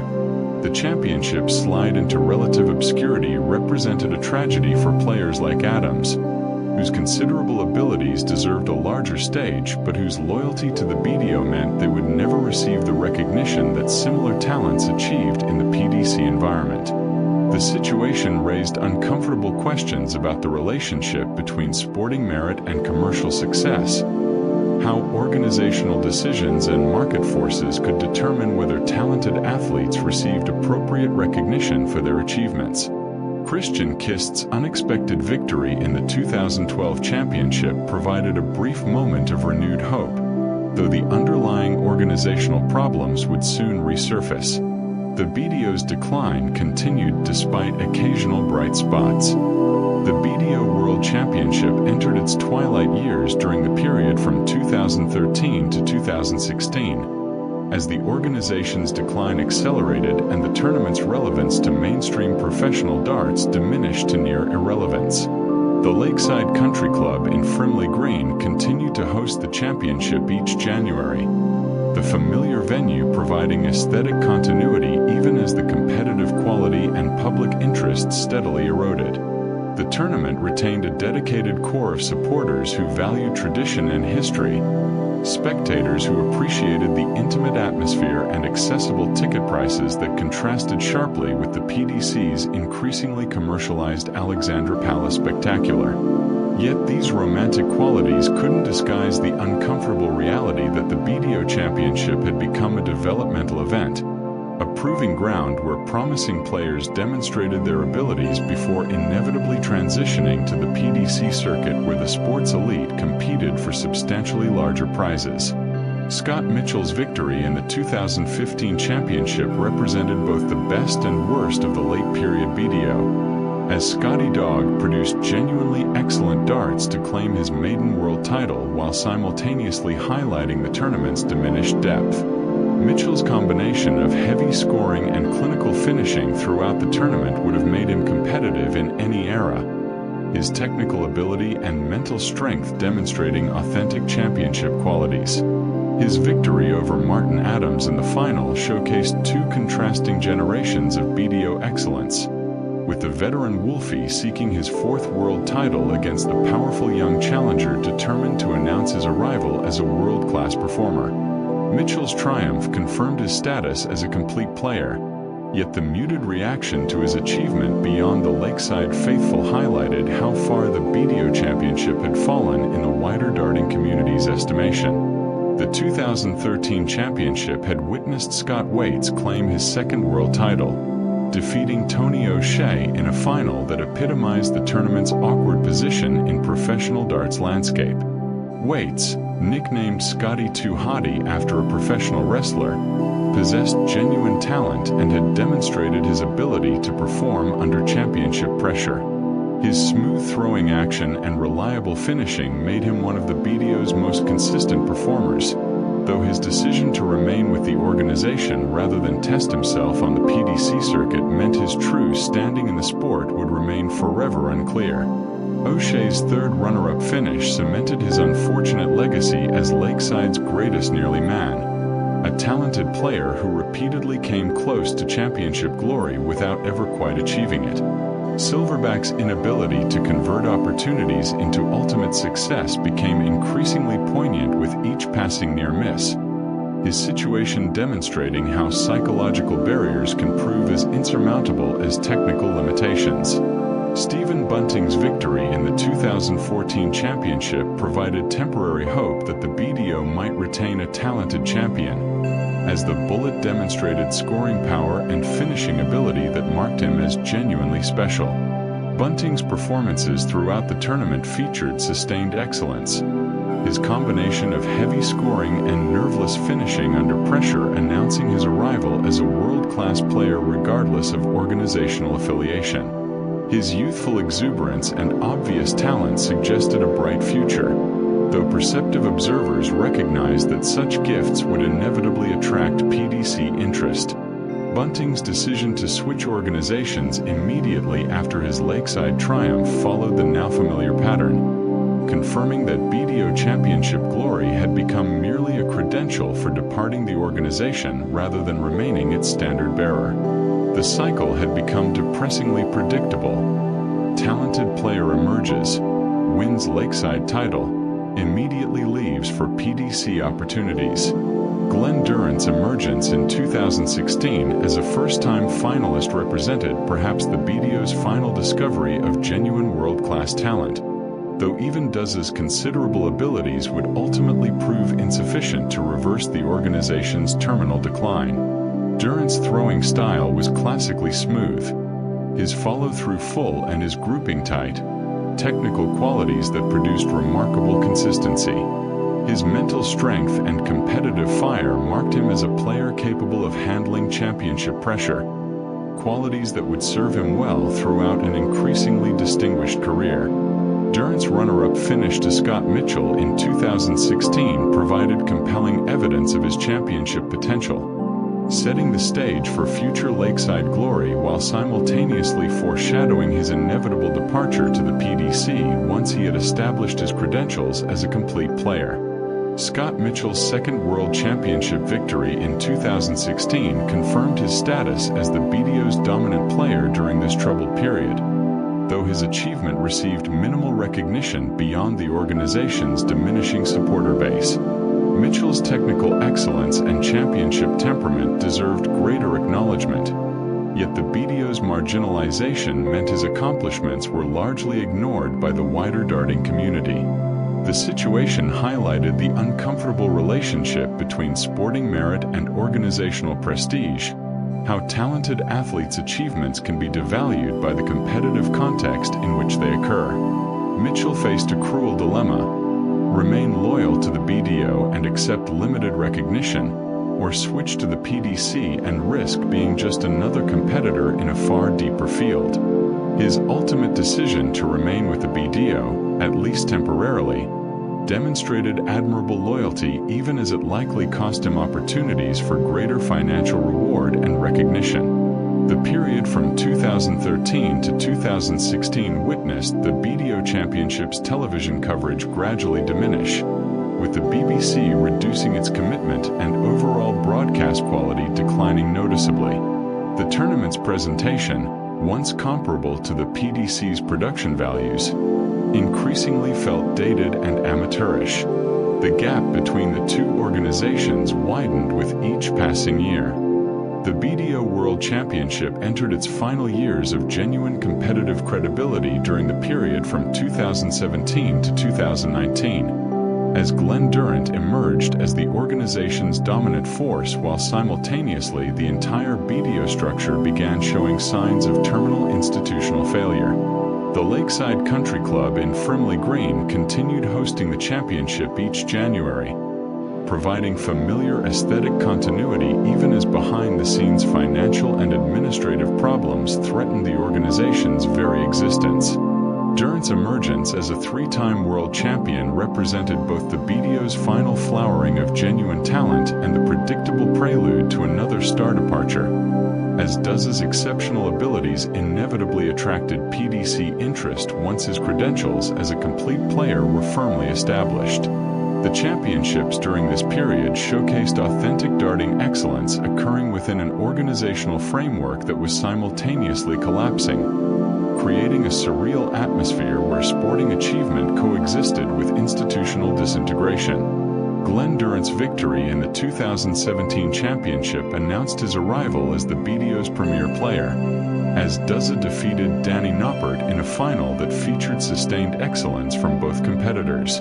Durrant's throwing style exemplified classical technique, his smooth action and full follow-through producing remarkable consistency that allowed him to build pressure through accumulated small advantages rather than spectacular individual moments. His mental strength and championship temperament were equally impressive, his ability to remain composed under pressure separating him from talented players who wilted when facing adversity.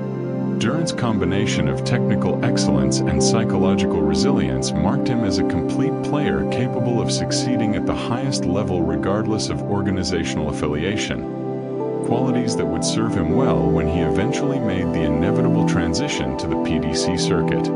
His victory provided brief hope that the BDO might retain a dominant champion, though realistic observers recognized that such talent would not remain at Lakeside indefinitely.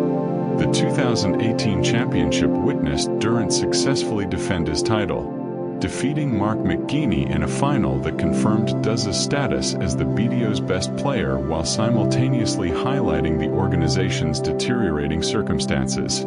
Behind the scenes, the BDO was experiencing severe financial difficulties, with prize money delays and administrative chaos creating an atmosphere of uncertainty that contrasted sharply with the sporting excellence occurring on the Lakeside stage.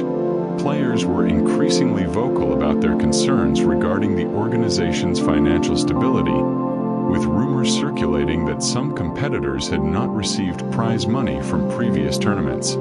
The situation created an uncomfortable dynamic where players competed for championships while simultaneously questioning whether they would actually receive their earnings, a state of affairs that would have been unthinkable during the organization's healthier years. Durrant's sporting achievement, while deserving celebration on its own merits, occurred against this troubling backdrop of institutional dysfunction. Mark McGeaney's runner-up finish in 2018 represented the culmination of years of dedicated effort within the BDO system, though his achievement would be forever overshadowed by the organization's declining circumstances. McGeaney, known for his entertaining walk-up routine and engaging personality, had become one of the BDO's most recognizable figures, his commitment to the organization demonstrating loyalty even as more talented players departed for PDC opportunities. His technical ability was solid rather than spectacular, his game characterized by consistency and mental strength rather than overwhelming firepower. McGeaney's situation epitomized the dilemma facing many BDO players: remain loyal to an organization that was clearly struggling and accept limited recognition and uncertain financial reward, or attempt to transition to the PDC where opportunities existed but success was far from guaranteed given the circuit's superior depth of talent. Durrant's third consecutive World Championship victory in 2019 cemented his legacy as the BDO's dominant player during its final years, though the achievement was significantly tarnished by the chaos surrounding the tournament itself. The 2019 championship witnessed unprecedented organizational problems, with the BBC ending its long association with the event and coverage shifting to a subscription streaming service that dramatically reduced the tournament's visibility. The financial crisis had deepened to the point where the championship's very occurrence seemed uncertain until shortly before it began, with players and officials expressing public doubts about the BDO's viability. Durrant's sporting triumph, achieved by defeating Jim Williams in the final, represented authentic championship excellence occurring within an organizational framework that appeared to be experiencing terminal collapse. The contrast between Durrant's composed brilliance on the oak and the administrative chaos surrounding the event created a surreal atmosphere that defined the BDO's final competitive years. Jim Williams' unexpected run to the 2019 final provided one of the BDO's last genuine fairy tales, as the Welshman navigated his way through the draw with a combination of solid darts and fortunate matchups. Williams, a part-time player who worked in the construction industry, represented the BDO's grassroots appeal, the romantic notion that ordinary working people could compete for world championships alongside full-time professionals. His improbable championship run generated brief interest and provided temporary distraction from the organization's mounting problems, though his comprehensive defeat in the final confirmed the gap between occasional brilliance and sustained championship excellence. Williams' story epitomized both the best and worst of the late-period BDO, the accessibility and opportunity the organization provided to players who might never have gotten chances in the PDC system, but also the declining competitive depth that made such unlikely championship runs possible. The organization's final years approached. The 2020 BDO World Championship unfolded at the Indigo at the O2 in London rather than the traditional Lakeside Country Club venue, a change that symbolized both the organization's desperate attempt to revitalize itself and the terminal nature of its competitive and financial crisis. The tournament commenced on January 7, 2020, amid an atmosphere of uncertainty and institutional dysfunction that overshadowed whatever sporting drama might occur on stage. The BDO's financial problems had escalated to critical levels, with mounting debts, legal disputes, and administrative chaos creating doubts about whether the championship would even complete its scheduled program. Players competed knowing they might not receive their prize money, sponsors had largely abandoned the organization, and television coverage had been reduced to a subscription streaming service that dramatically limited the tournament's visibility. The championship proceeded more through momentum and desperation than any realistic organizational health, a final convulsion before inevitable collapse. The move from Lakeside to the Indigo venue represented a fundamental break with tradition that stripped away much of what had made the BDO Championship distinctive. The intimate atmosphere and traditional setting of Frimley Green had been replaced by a generic London arena that offered superior capacity but none of the historical resonance. The change seemed to acknowledge that the BDO could no longer compete on sporting merit or financial terms with the PDC, and was instead attempting to survive through geographical convenience and the vague hope that a London location might attract larger crowds. Yet the sparse attendance at many sessions demonstrated that location alone could not compensate for diminished competitive quality and the organization's damaged reputation. The empty seats and subdued atmosphere created a melancholy spectacle that contrasted sharply with the packed crowds and electric energy of the PDC's Alexandra Palace event just days earlier. The tournament's early rounds featured a field that represented the BDO's last roster of competitive players, a mix of veterans who had remained loyal to the organization and younger players who lacked the credentials or confidence to pursue PDC opportunities. The competitive quality, while occasionally producing moments of genuine excellence, could not disguise the fundamental reality that the tournament's depth had eroded to the point where upset results were more common than expected outcomes. The unpredictability might have generated excitement in isolation, but within the context of the BDO's circumstances it primarily highlighted how far standards had fallen from the organization's glory days when Lakeside regularly crowned world-class champions. Fallon Sherrock's historic run through the men's draw provided the tournament's defining narrative and generated unprecedented mainstream media attention that briefly thrust the struggling BDO Championship into the global spotlight. Sherrock, who had demonstrated her considerable talent in previous BDO events, defeated both Ted Evans and Mensur Suljovic in stunning victories that showcased her scoring power and nerveless finishing under intense pressure. Her achievements transcended sport to become a cultural moment, as mainstream media outlets that typically ignored darts extensively covered her barrier-breaking performances. Sherrock's victories proved conclusively that women could compete successfully against male opponents at the highest level, demolishing arguments about inherent gender limitations in professional darts. Her composed brilliance under unprecedented scrutiny demonstrated championship temperament, while her gracious post-match interviews and obvious delight in her achievements made her instantly likable to audiences far beyond darts' traditional demographic. The contrast between Sherrock's inspiring performances and the BDO's institutional dysfunction created a bittersweet dynamic that defined the tournament.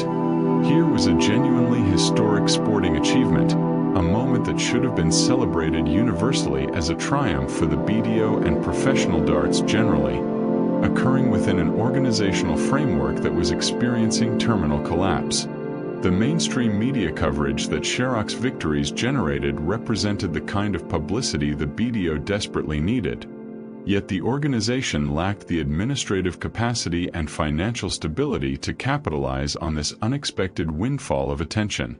Sherrock's quarter-final defeat to Chris Dobby ended her remarkable run, though her achievement had already secured her place in darting history and transformed her into one of the sport's most recognizable figures.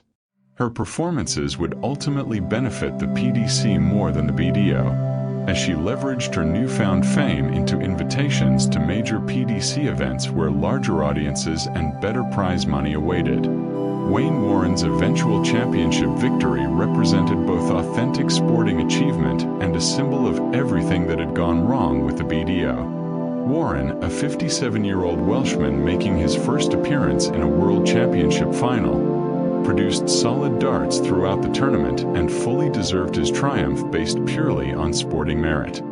His combination of experience, composure, and reliable finishing proved sufficient to navigate a field that lacked the depth of previous years. Yet Warren's victory, which should have been celebrated as an inspiring story of perseverance and late career success, was immediately overshadowed by the chaos surrounding the tournament's finances and the subsequent revelations about the BDO's terminal condition. Warren would become the answer to a tragic trivia question: the last player to win the BDO World Championship before the organization's complete collapse, a distinction that carried more melancholy than glory. Jim Williams' runner-up finish for the second consecutive year confirmed his status as one of the BDO's most consistent performers during its final years, though this achievement provided limited consolation given the organization's circumstances. Williams, the part-time player whose improbable runs to consecutive finals represented the BDO's grassroots appeal, demonstrated that dedication and talent could still produce moments of glory despite the surrounding chaos.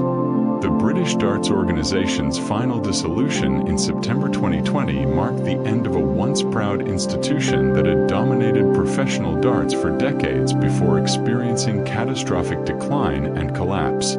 The organization that had crowned legendary champions from Eric Bristow and John Lowe through Jocky Wilson, Phil Taylor, and Raymond van Barneveld ceased to exist, its assets liquidated, its debts unresolved, and its place in darting history forever complicated by the chaos and dysfunction that characterized its final years. The BDO's demise represented more than just another failed sporting organization. It symbolized the end of traditional darts' claim to equal standing with the PDC, the final confirmation that professional darts had definitively split into a dominant mainstream organization and various minor entities struggling for relevance.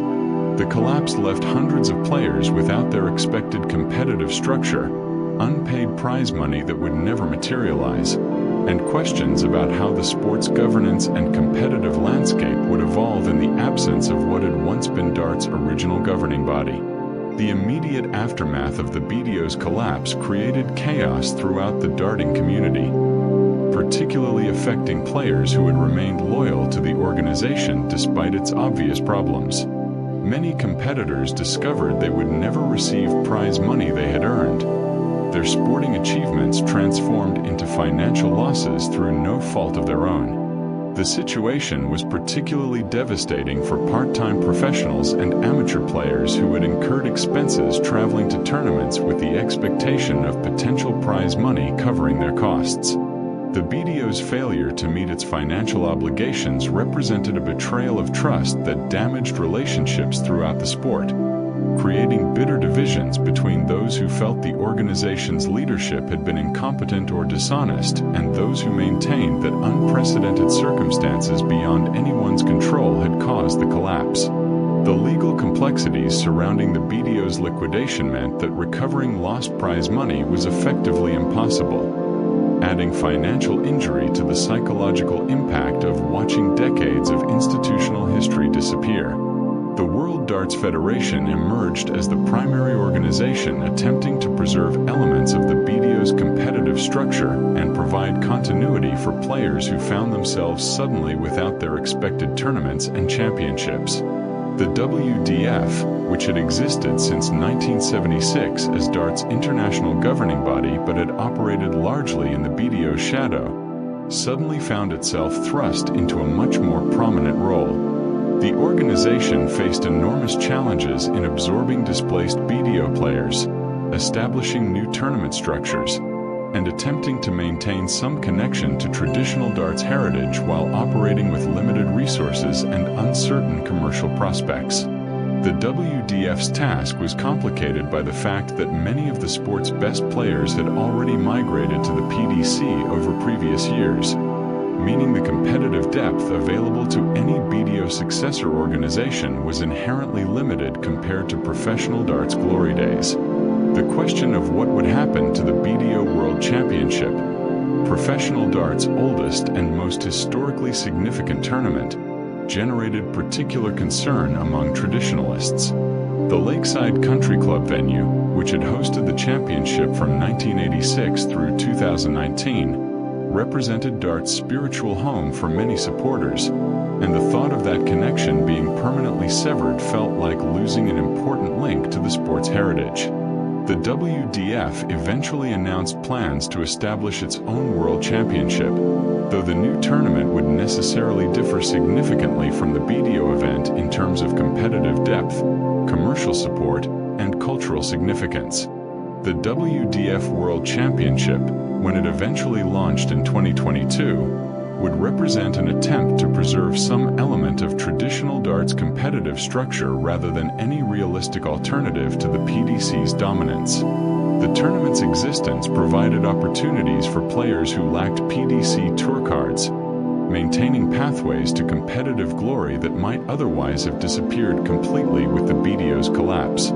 The women's game faced particular uncertainty following the BDO's dissolution, as the organization had been women's darts' primary supporter for decades. The BDO had provided equal platform and recognition for female competitors long before such policies became commonplace in professional sport, and its collapse threatened to eliminate the competitive structure that had nurtured multiple generations of talented female players.